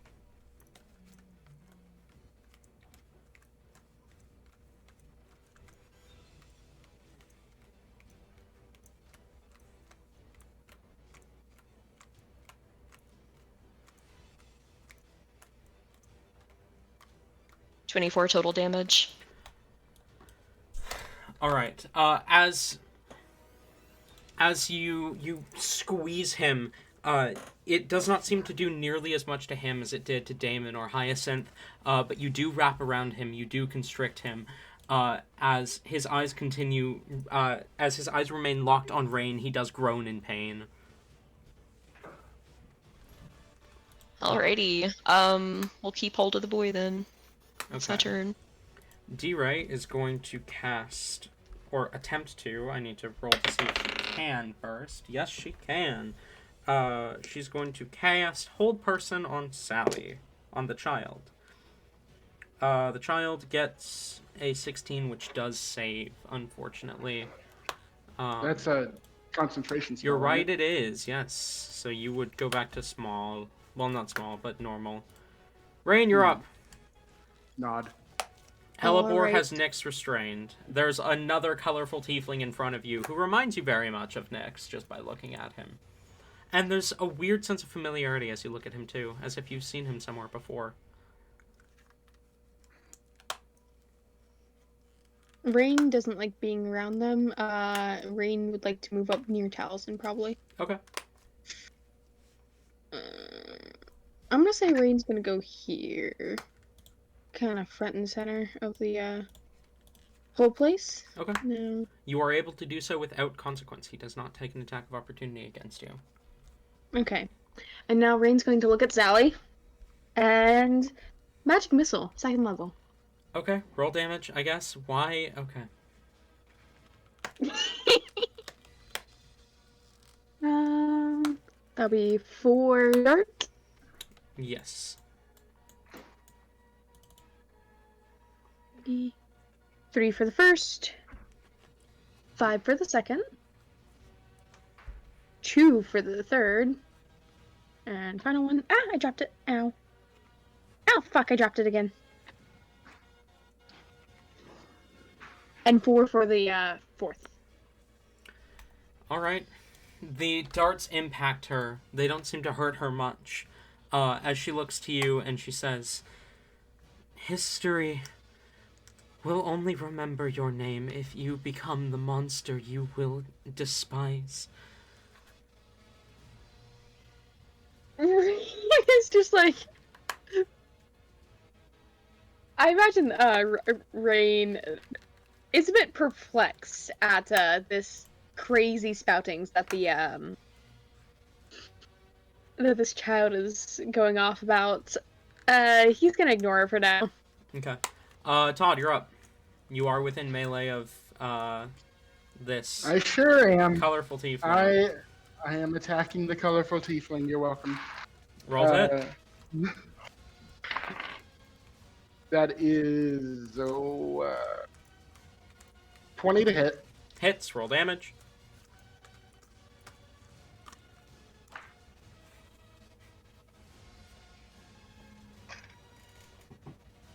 All right, that's pretty good.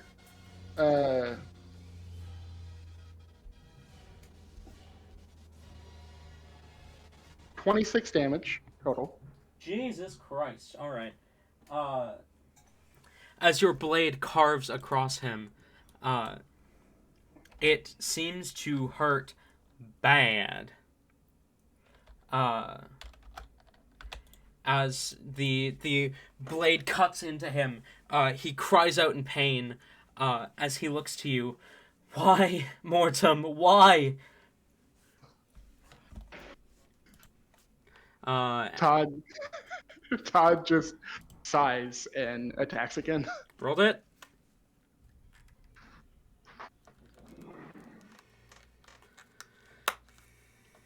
That's better.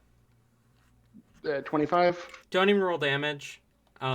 You do more than enough to kill him in a single strike. As your blade cuts into him and he turns to smoke. A line connects him and the child as she again clutches her chest in pain.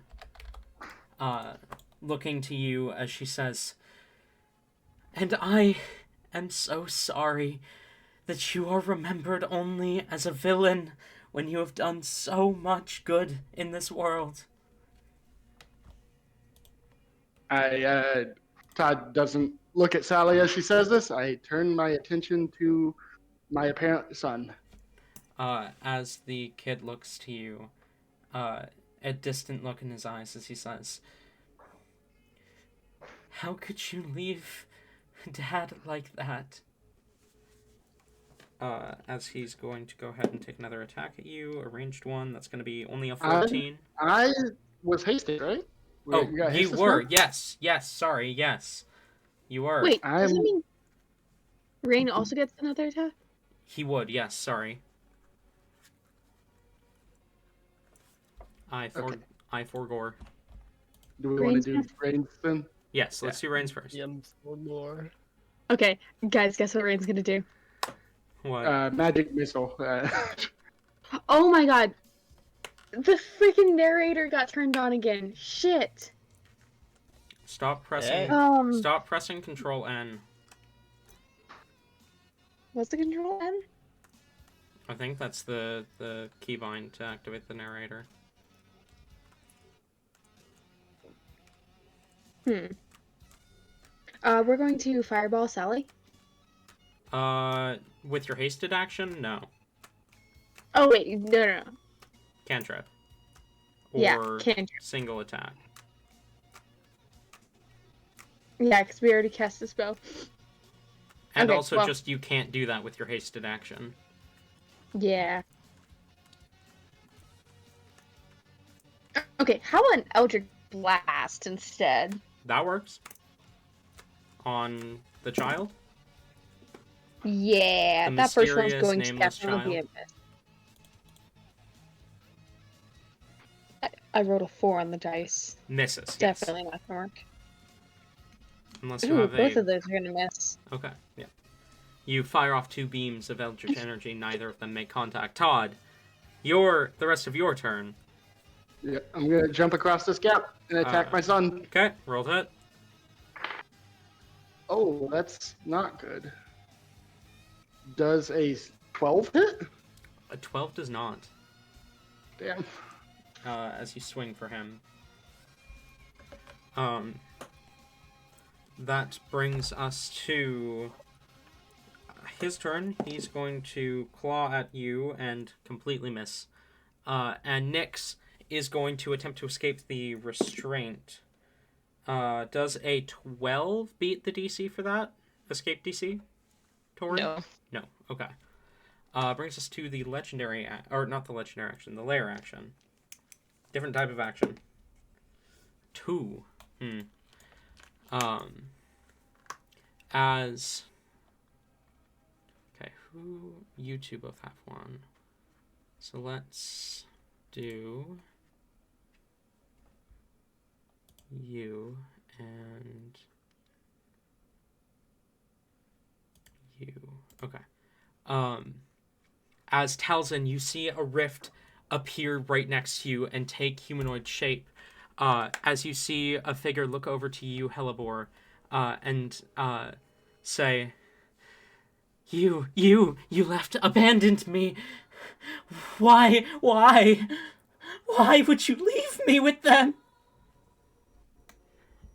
And Talzin, Hellebore, you see another rift appear next to you, and Talzin, you hear a familiar voice as he says to you, Come back with me, boy, and 100 lashes when we get home, and return what you stole.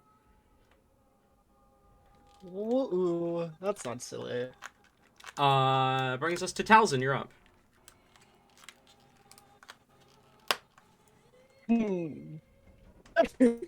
He's got a couple things going on right now. He's right next to Foxglove, and Yeah, that's my main issue. It's like, can't really do anything. There's a bitch here. I mean, he can. What's the range on this? Hold on.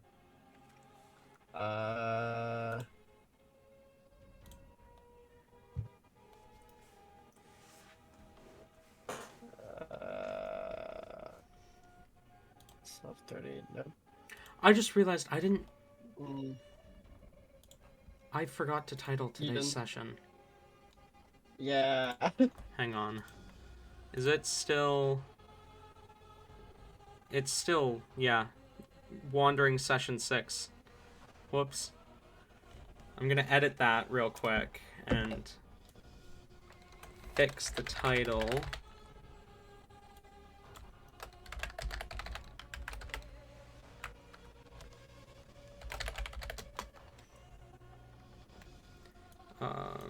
And what session number are we? 44. 44. Okay. Title fixed. I have a silly idea. All right, go on. What are you doing? I'm going to vital sacrifice again. Okay. For 3 damage on me. And then I'm going to cast Witch Bolt at 3rd level. Nope, that's fucking 30 feet. How did I read Vortex Word feet for Witch Bolt? Fuck me. Never mind, we're not going to do that. We'll still vital sacrifice. That's still a thing he would do.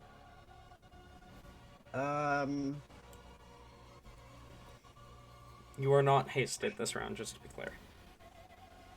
Yeah, vital sacrifice is the bonus action. Mm-hmm. I figured.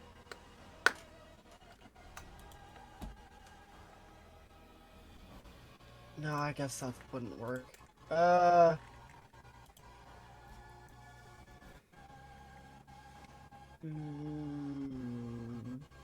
For the moment, then nah. We're gonna firebolt him. Actually, that's what we'll do. Firebolt the guy. Firebolt the guy. Okay. These two, and then I need. Roll to firebolt the guy. Need these two, and I need these two. I'm not gonna mix up the dice this time. That's not a thing I'm gonna do.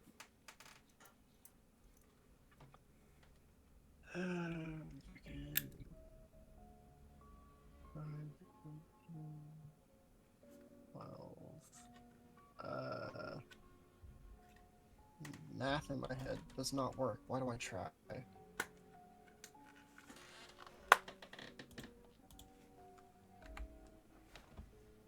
27 damage total.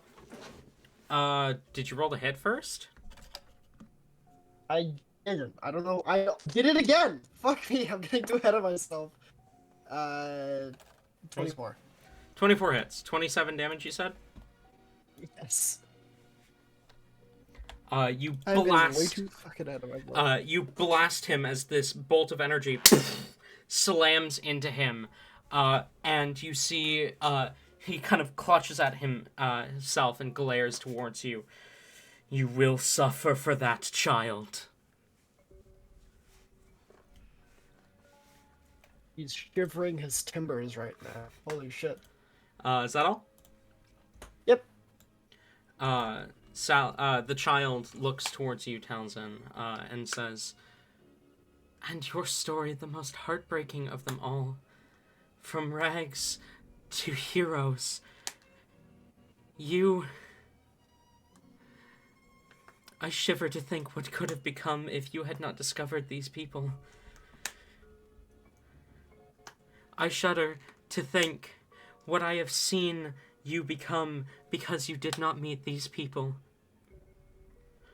And I am glad that you have become who you are and who you will become because you have met them. But never forget where you came from, Talzin. Please, never forget." And she is actually not going to do anything. Hellebore, you're up. You've got Righty. Nick grappled. I How's the do. villain arc? Question mark. Might as well go ahead and try to attack Okay. my boy then. See. 18 to hit. 18 does hit. Roll damage. Righty.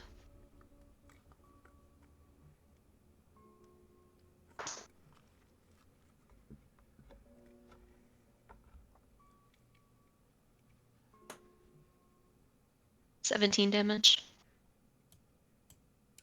All right. Your fangs sink into Nyx, and although he does growl in pain again, his eyes continue to remain locked on Rain. Unfortunately, they aren't. Your fangs are not enough to finish the job. Quite sad. We're not hasted, right? No, not this round. Tears abound. Is that all? That's it. All I can do.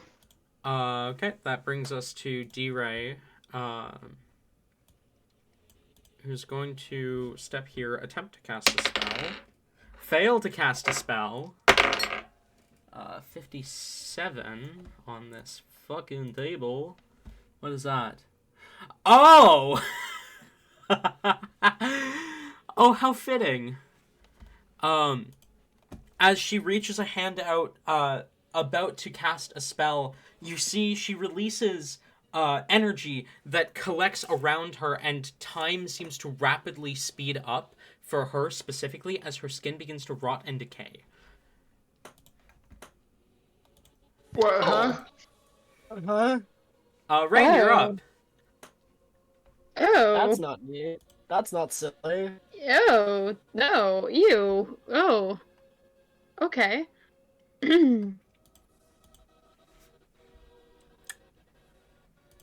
Diagnose you with not silly.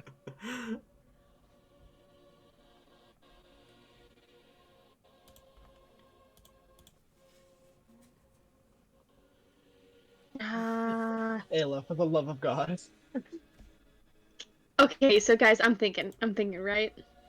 That's the main issue. They're in range. We fireball Sally. You fireball Sally. Mm-hmm. Mm-hmm. I mean, if you want, though, instead, I could just put a fireball right here in this little circle, you know? Get 4 of them. I hate the way your brain works. I mean, it would knock out 2 of them, Could probably. you... Talon actually trying to make it to where it wouldn't hit allies. You can You get could hit 3 all of them, 3 of them. in a fireball. Oh, fuck! Okay, yes, we're doing that. You're welcome. Go ahead and roll damage. That's 3 dex saves that I need to roll. 1, 2, 3. Fail, fail. What is your DC? 14. Fail. All 3 fail. Ooh. Alright, let me claw out the dice. That is 8d6. I'm trying to be silly and stupid when the idea she wants to do can just work normally. I don't try to be silly and stupid. It comes naturally, okay? I don't believe that. No, I'm just naturally this stupid. I also just don't believe that because I know that's not true. What do you mean? Are you insinuating that I'm smart? Okay. Yes, I've seen it. Nyx is definitely dead, even if you roll minimum damage. So That's unfortunate. we're gonna start there. Alrighty. I've got the 8 dice here. And I just need to get to rolling. Oh. What did I do here? Okay. 5. Another 5. Okay. Talzin's guy is dead. Oh, 6. 2. 1. I got a little too excited, guys. 5. 5. 1. And 6. Okay, 31 points of fire damage. Yep.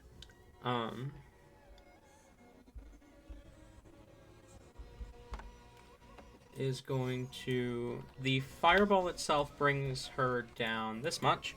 And then, as the fireball goes off, you see the 2 echoes, like, kind of become shadow, and lines connect to them to her, and she cries out in pain as she clutches her chest with both hands, as if a heart attack is starting, as both strike her simultaneously. I think we can brute force our way through the rest of this, guys. Can you? Your fireball did barely anything. We'll be fine. Okay. Is that all? Yes, that will be all. Alright, Todd, you're up. This is my son. Mhm. Kill him. What? Kill him. That's a crit. He's... Oh my god! He might not be dead? It was a 19 for the record. Mhm.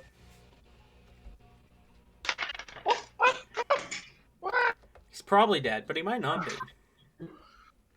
I'm not gonna smite this, so we might survive. Maybe. I might need those later.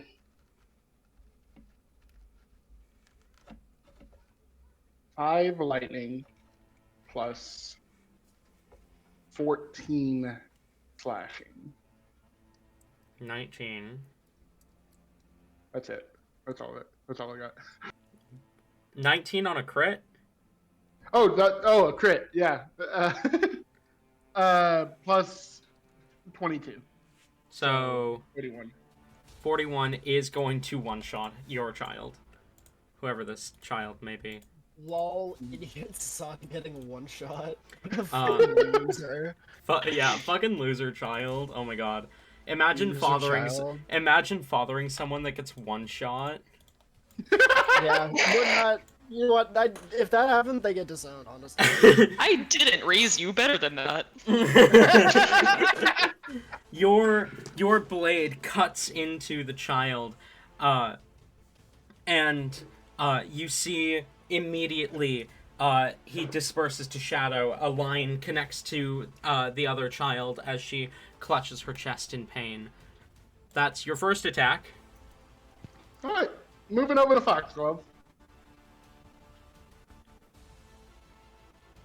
All right, that one's not a crit, but it should hit. That's a 21. Does hit. Go ahead and roll damage. 21. Thou art silly. That is 27 damage total. 27. Okay.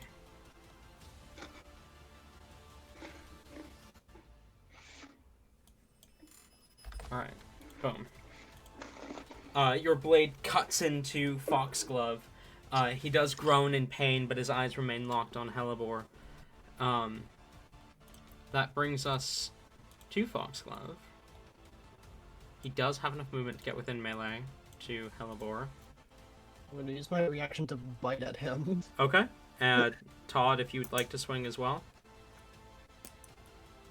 Sure. Oh, that was almost a crit again. Holy shit. Almost, though. 19. 19 to hit. Hits. Yep. And Oh, Todd I had a 25 to hit. also hits. Both of you go ahead and roll damage. It's gonna be 1 damage. Okay. 26. And then 26. Mm-hmm. Okay. Hellebore does a 14 hit. No. No. Okay. He tries to claw at you, but makes no contact. With the top of the initiative, 1, 2, Boy. 3. Oh no! 4. The boy! It is. It's 5.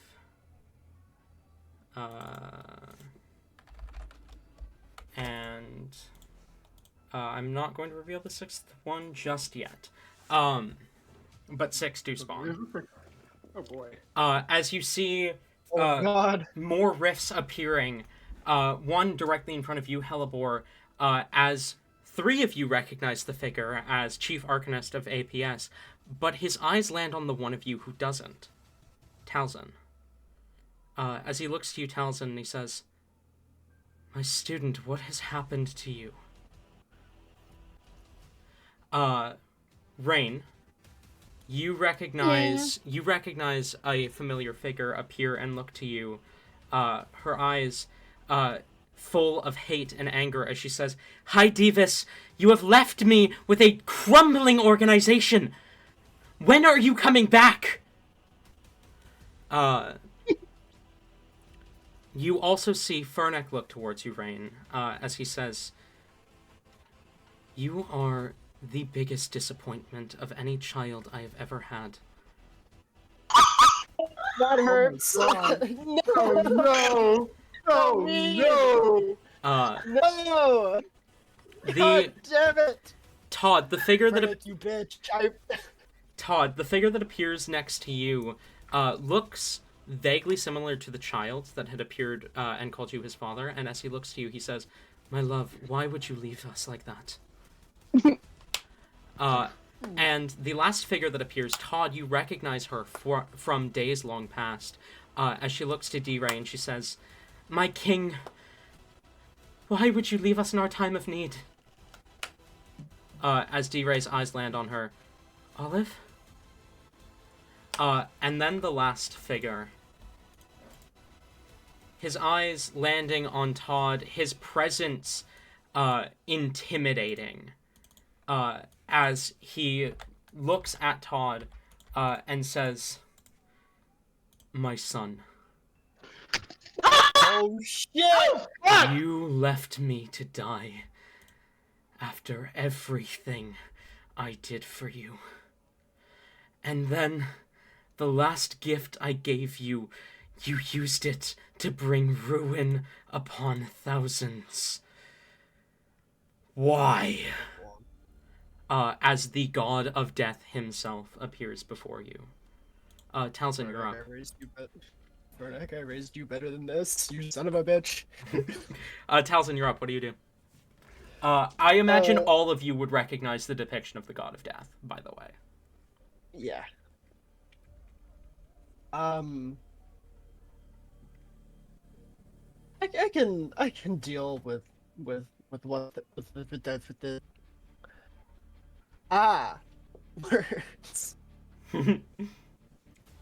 They never work.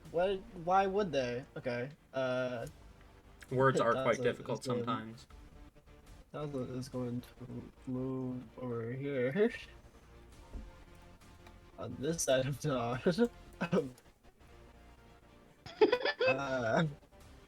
So I'm just gonna move away a little bit.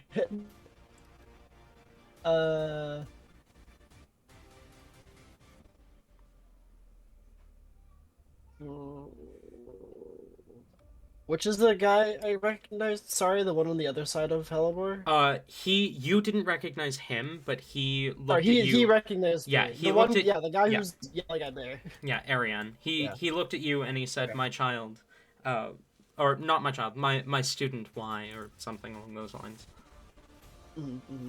Just wanted to be sure. Yeah, we will. Yeah, we'll firebolt him too. That's probably good. Yeah, we'll just firebolt him. Okay, roll that. So I'm gonna remember to do things in order this time. That's a 12. 12 unfortunately misses. And that's my turn. All right, that brings us to the child. As she looks upon Relapai, she says, "I have never seen this rift bring forth a god before. Although I suppose it is fitting, given who is in our presence. Though that echo is much stronger than I've ever seen. This will be interesting." And she is going to go ahead and...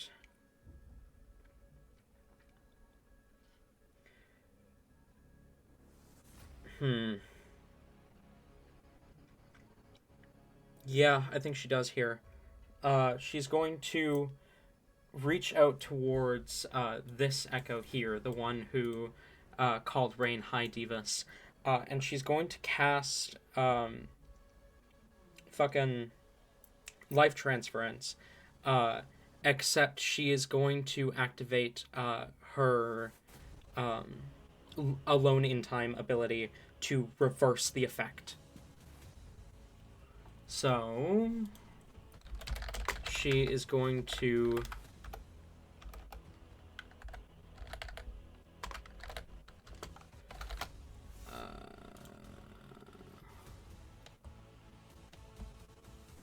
I need to pull up the exact damage numbers of this spell. But she's basically going to deal... Okay, it's 8d10. Not d10. It's 4d8. 1, 2, 3... 48! 2, 4... That's really low. That's 8 points of damage. So she's going to heal 16.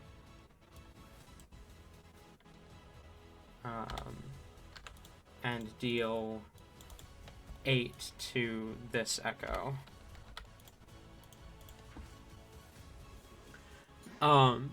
That brings us to Hellebore. You're up. Alrighty.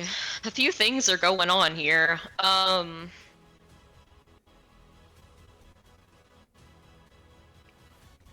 Is Ziri still fucking rotting? Yes. That lasts until someone casts Greater Restoration on her.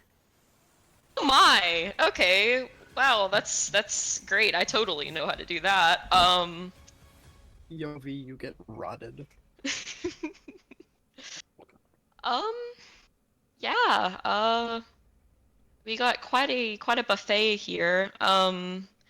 She's gonna go ahead and she definitely doesn't want to go for adopted dad or granddad over there, so we're gonna go for Fox Buff. Okay. Go ahead, roll to hit. That is a 21. 21 hits, roll damage.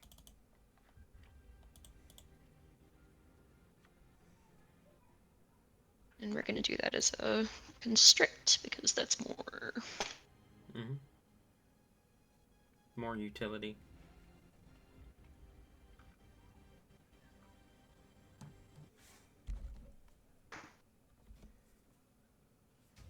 $15 damage.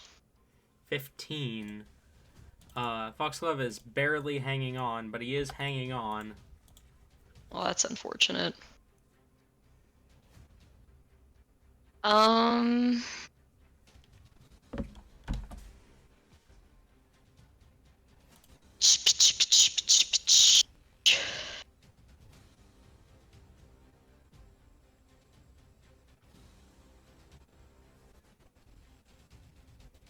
Consideration.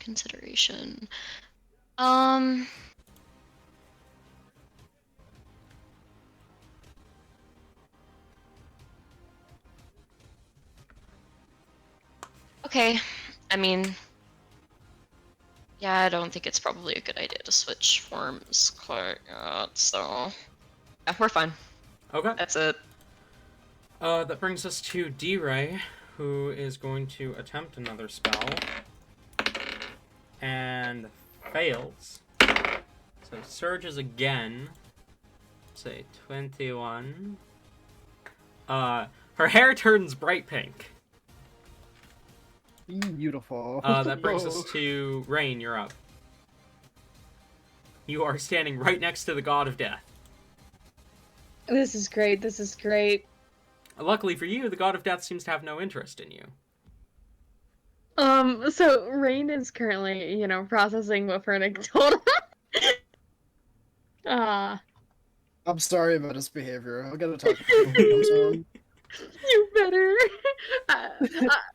I don't know if anyone else would be necessarily, looking at Rain with everything else that's going on, but if you guys were for the most part during the fighting and comments and everything, didn't really seem to get to Rain much. Like the Nyx he was hesitant, not going all out.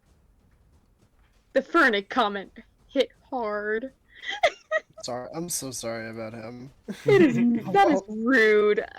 Just I'll don't.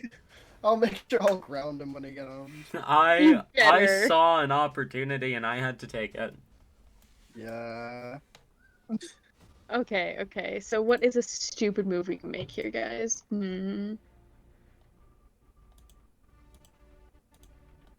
I feel like another fireball would be kind of good and handy because of how many people we have on the field. But they're not bunched up enough right now, You know what? Rain's going to take his anger out on the God of Death.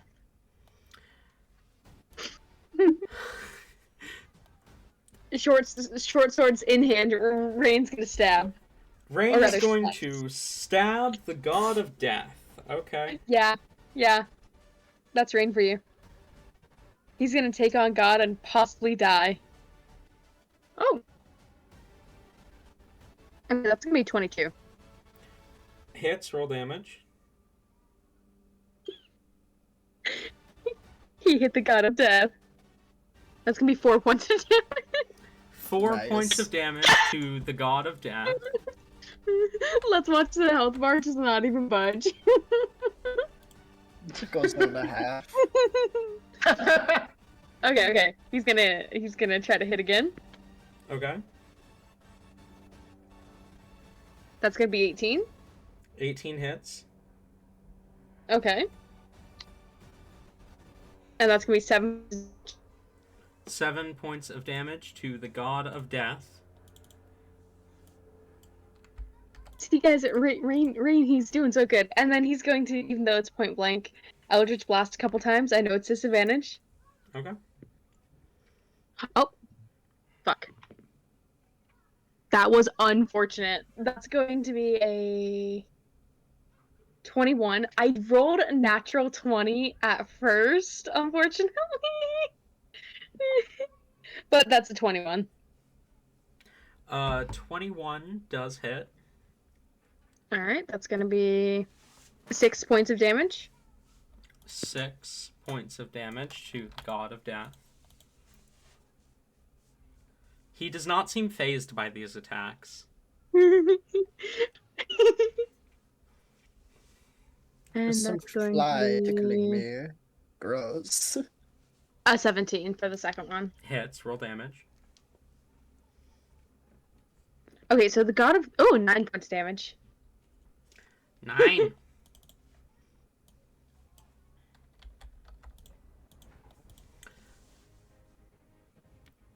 Okay, what were you saying?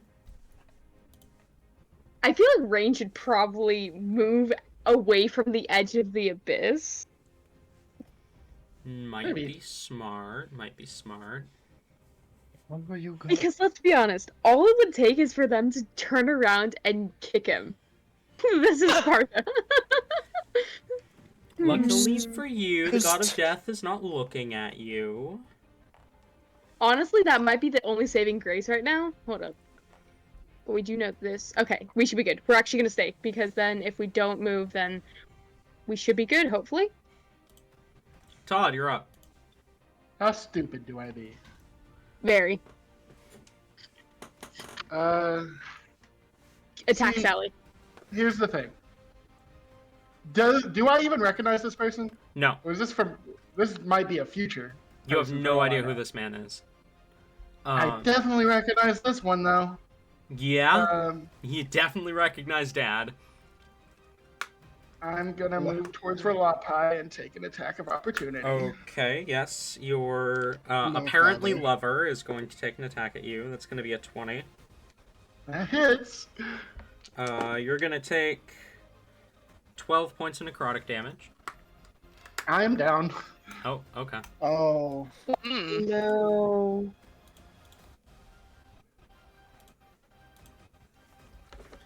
That's not cool. I assume that's the end of your turn? I mean, no, I use my Maybe? bonus action to stand up. Let's go! I was hoping I could survive that and go and crit Dad, but here I am. That's my go. Unfortunately, no. And also, unfortunately... See, okay, here's the thing, right? I specifically have in my notes that these echoes cannot target anyone other than the person they are connected to. And that they will try to get a melee attack off if possible. Which means Todd is going to suffer four failed death saves here. If Oh. they hit at advantage with a +4. That ain't good. So, Um, It's a uh, subpar situation. this, I yes, just say so. this is certainly not good. I'm still pretty sure the rule is it's two failed deaths if you hit someone who's down. By the way. Yeah, that's why I said 4 failed death saves. Oh, okay. One for Yeah. each attack. Sorry, I was already thinking I have to argue with Jason about it. Um, are any of them magic spells? oh, they're both No. claw attacks.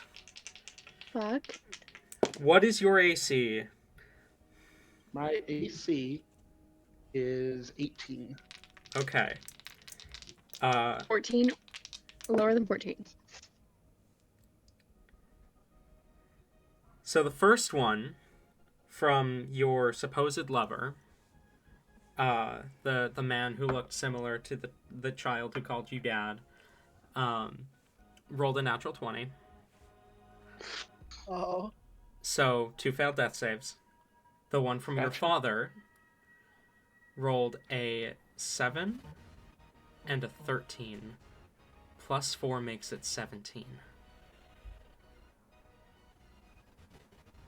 So you barely do not full die this turn.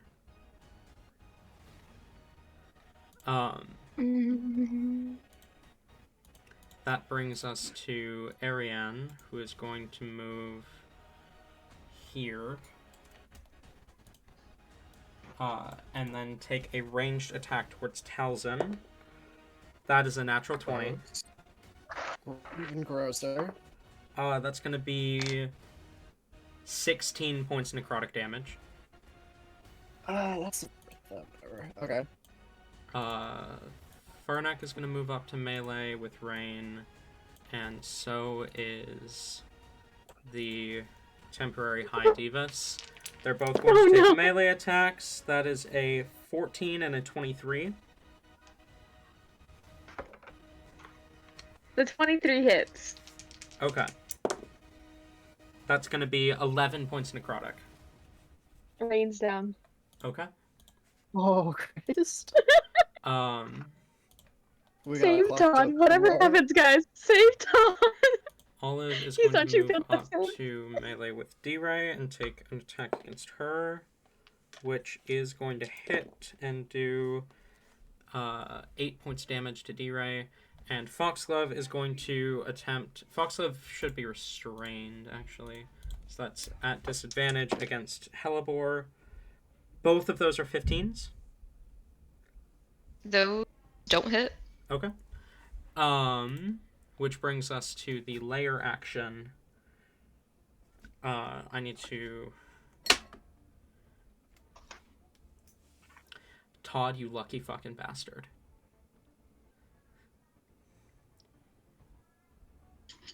I just rolled the one that rewinds the players to their state from the previous turn. Which specifically says that if it rewinds them, it will heal any lethal damage. That being said, can I get a charisma save from all four of you? Is this one where we want to fail? This is one where Todd definitely wants to fail. Rain probably wants to fail.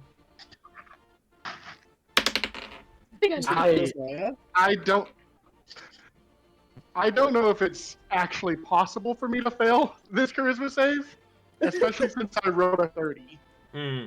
No, a 30 saves. I got an 18. 18 saves. I have a plus 13 to charisma save, so... You can fail these then. Tabby, why? Why did you max out your charisma saves? What the fuck's wrong with you? I'm a paladin! You should have been a worse paladin. Talzin? Should have been worse. 13. Do you remember where you were at the start of your last turn? Did you move? I did move. Oh yeah, you I was were on the other here. side of Todd. I was there. Yeah. Okay. Little boy, maybe? And Hellebore?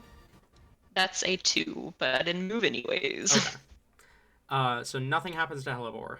Talzin, you're up. You are now standing directly beneath the God of Death. Okay. We're in the God of Death. Did I get reversed or not? No, you definitely saved with a Okay. 30. Okay. The two people who needed to fail saved. What does this do? This.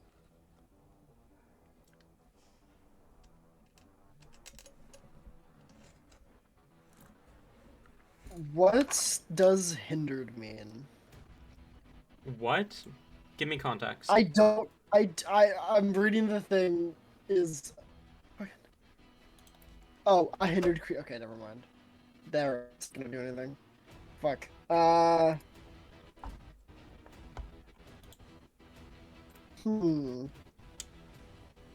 Oh, actually, I know what I can do.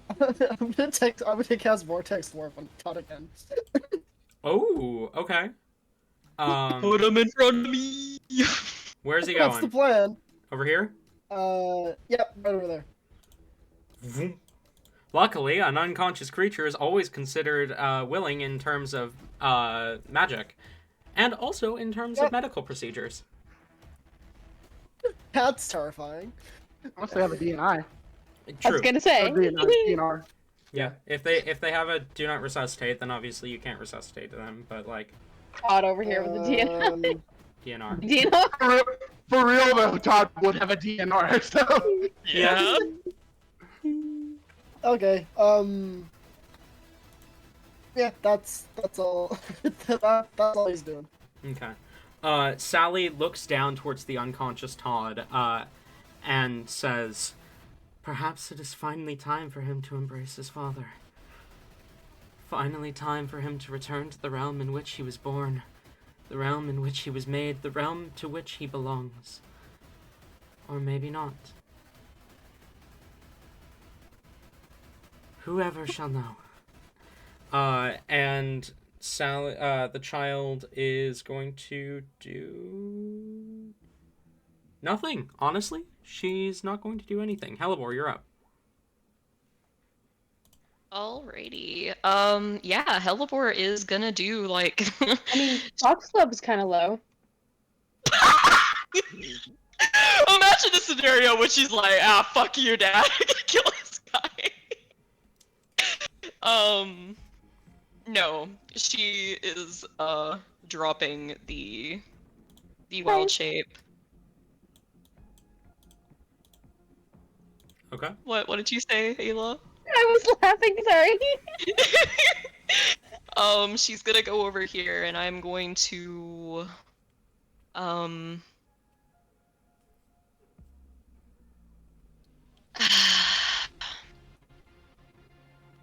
to decide. I don't think either one of those are really gonna. Yeah, she's gonna 4th level Cure Wounds. Okay. Go ahead and roll healing.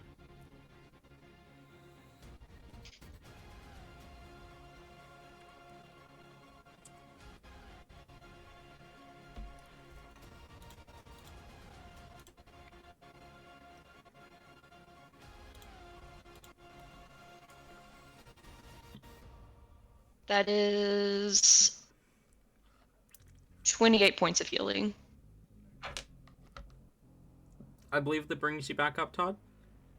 it does. All right. I love Vortex Warp. You see, It's so silly. you see Sally kind of tilts her head a little bit as she says, "I suppose today is not the day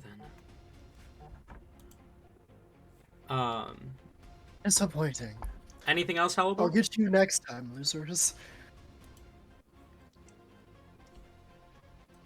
Hellebore? Anything else? Yeah, she's going to go ahead and wait, shit. Is it a bonus action to drop the wild shape? I think it is, isn't it? I believe it is, yeah.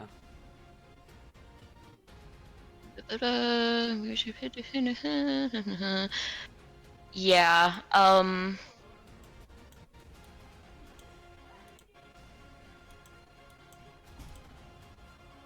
it doesn't actually say. Whatever.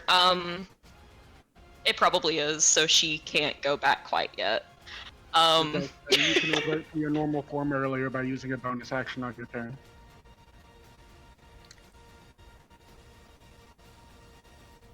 What'd you say? You can It does revert say- to your normal form earlier than the duration by using a bonus action on your turn. Ah, okay. Yeah, that is all she can do. That's all she wrote. She is doing a panic. Okay. I already rolled to see if D-Ray can, and she can indeed cast a spell. So she's going to attempt to cast a spell, and Olive is going to fail the saving throw and is going to get vortex warped. Vortex Warp can't do that. It Yeah, has no, to. But It has to teleport you. You're right, it does. Yeah, I would have done that to so many people. She is still going to get vortex warped away from D-Ray. But she, you see, she reaches out to Olive, and like vines wrap around Olive and pull her down, then sprout next to the child, and Olive is stood there. That brings us to Rain. You're up. Oh, you're not up actually. Rain, Okay. I've rolled your first death save. Todd, you're up. I have an announcement to make as well. Because Rain's unconscious, now his armor class just dropped by 3. Mhm. It's down Well- to a 12. All right. Well, if I don't get to die, neither do you. I'm gonna go over and lay on hands for him. You are prone. I get up. And I get up. Getting up takes half your Right. movement. Yeah, I can't go over and lay on hands for him then. So I guess you do get to die. Good luck. Yeah. Tabby, Uh, those seriously gonna be your last words to me? I mean, I can't help you. I don't have any ranged healing.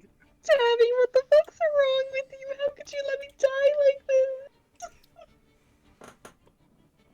I go over and attack Foxglove. Okay, roll to hit. 19. 19 hits. Roll damage. I don't think you can not kill here, but 20 damage. yeah, that's enough. As Foxglove turns to smoke and the child clutches her chest again in pain. As she looks towards Rain and says, "Who will embrace death first? Me? Or the man who was doomed since the beginning?" All right, I'm gonna do a Hail Mary, and I'm gonna rear my glaive back like a spear and toss it at Sally to try to kill her before Rain dies. Okay. I don't know Roll. if you can do that much damage. I can't smite on this, so yeah, that's true. I don't still think that wanna I'll try? be It's a so little silly. I'll be so I mean- honest, I don't think it's worth it. I Even just with don't. That's yeah, Go for why not? Fernic or someone else. You could try to kill someone who's gonna kill Rain. I can't. If I can't do enough damage on Sally, I don't think I'm going to do much damage on these. They're resistant to, I would assume, resistant to people who aren't you. Yep. I would offer you, if you are going to throw your glaive as a Hail Mary, you could throw it as a shove and possibly knock him off. Sure. If you would like to try that, but I will say that if you do succeed in knocking him off, you lose your glaive with it. Well, it seems to be the actual only chance I could save Rain here. So, I'm going to do it. Okay.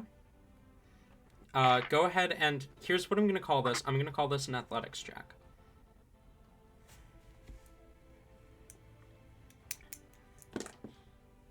Well, bye, Rain. That's a natural 1. For a total of? Fuck. 5. You hurl the glaive. It kind of lands on the ground next to Talzin. Is that the end of your turn? Yep. That brings us to the echoes. First attack against Rain. Does a 21 hit.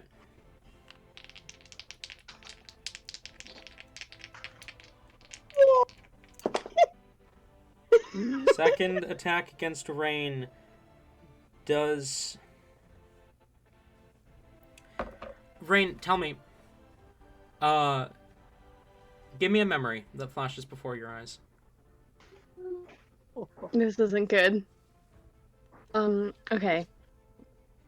A memory. Ooh. I got one. One of Rain's most fondest memories is him, Nix, and Harbor all huddled up middle of winter in this barn. Rain has a stolen cupcake, and there's a little candle in it. And he is wishing Nix a happy birthday. That's too fucking cute for Ryan. How dare you? And give me another one. Another one? Oh boy.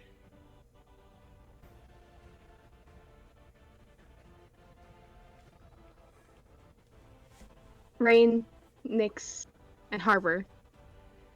It's the 3 of them. They're outside. It's not quite winter, but there's still snow on the ground. It's everywhere. They're all bundled up and surrounding a fire as they appear to be cooking. Well, they seem to be cooking plants of all things, and not like actually like vegetables or anything, but like grass. It's all in a frying pan, and there's a couple like acorns in there, a couple twigs. You get the feeling, it's probably not gonna taste great, but they're trying. As your life flashes before your eyes, your right hand's claws carve across your chest, and Fernex sink into your throat. As his claws sink into your throat, and your soul and your body become severed, so too do the echoes bound to you. As they both disperse, they both deal their damage, as you see the child clutch her chest and collapse, unmoving, to the ground. As she collapses, you all see this energy, green energy, radiate around the room as the area begins to rebuild itself, forming back. And as it does, you watch as her body rapidly decays until all that is left is a skeleton, as she has her head laid against the chest of the skeleton of Nebulous. The echoes vanishing. All right. The soonest opportunity I have, I'm gonna go over and revivify. Okay. Go ahead. Alrighty. So, Hellebore is doing a certain something for absolute sure. I was gonna say, do you have a diamond? Yeah, I Oh, have the shit. one that we bought. I completely forgot you had that. She is with a scream of like absolute pain and shock, she is going to run over to Rain, slide onto her knees and dig for the diamond.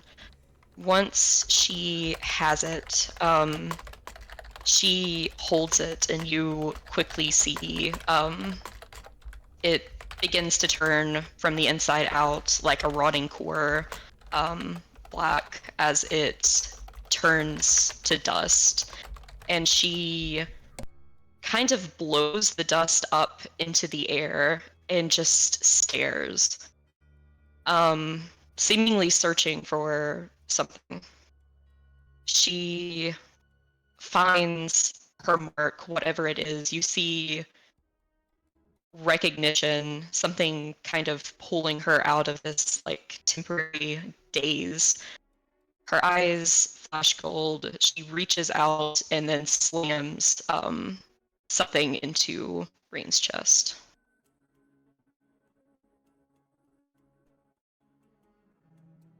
Do we have anything? Doctor, does he have a pulse? As you shove all of your arcane energy into Rain, there's a moment of quiet until Rain shoots up, conscious again. Rain, you watch your life flash before your eyes. Memories of your time with Nyx and Harbor, and then you begin to see a light. You approach it cautiously and from a distance as you see a dark figure a pair of white wings extended as he looks towards you.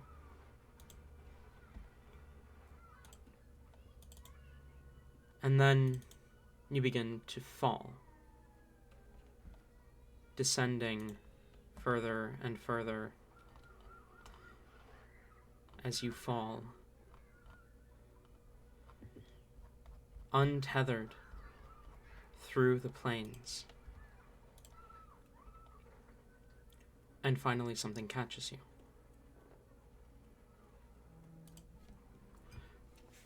Someone catches you. But just as you look up to try and see the face of the man who catches you, a skeletal face with glowing blue eyes and massive horns, the figure larger than any entity you've ever seen, some sort of devil. You feel something pull at you, and you suddenly lurch back up in your body. That face staring at you haunts your mind.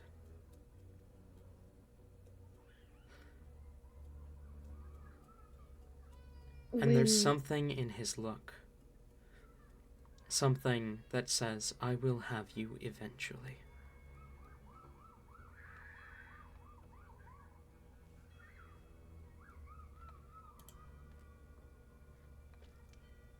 Go on. One moment, I'm rolling a stupid check. Okay. You are. Are you doing the fucking punch nearest person thing even after my fucking waking up God. from dying? Really? Really? That is not about to happen. I will kill you myself. Okay, no. Instead, what happens is when Rain lurches up, he grabs his throat and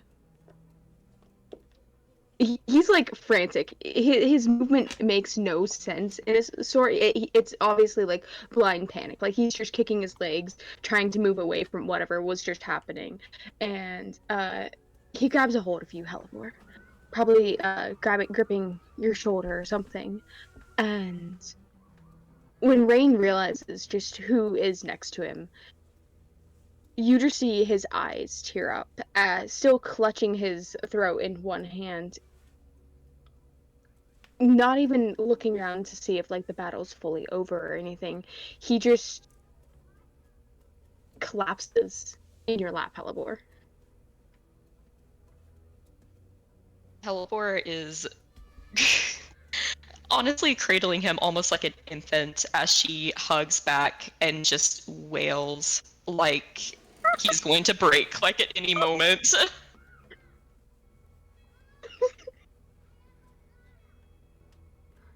And He that, does not let go of shoulder or neck. and that is where we're going to end tonight's session.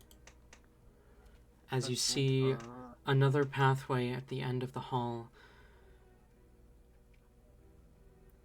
Thank you all for coming.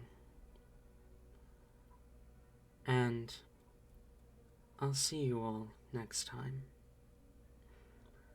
Goodbye.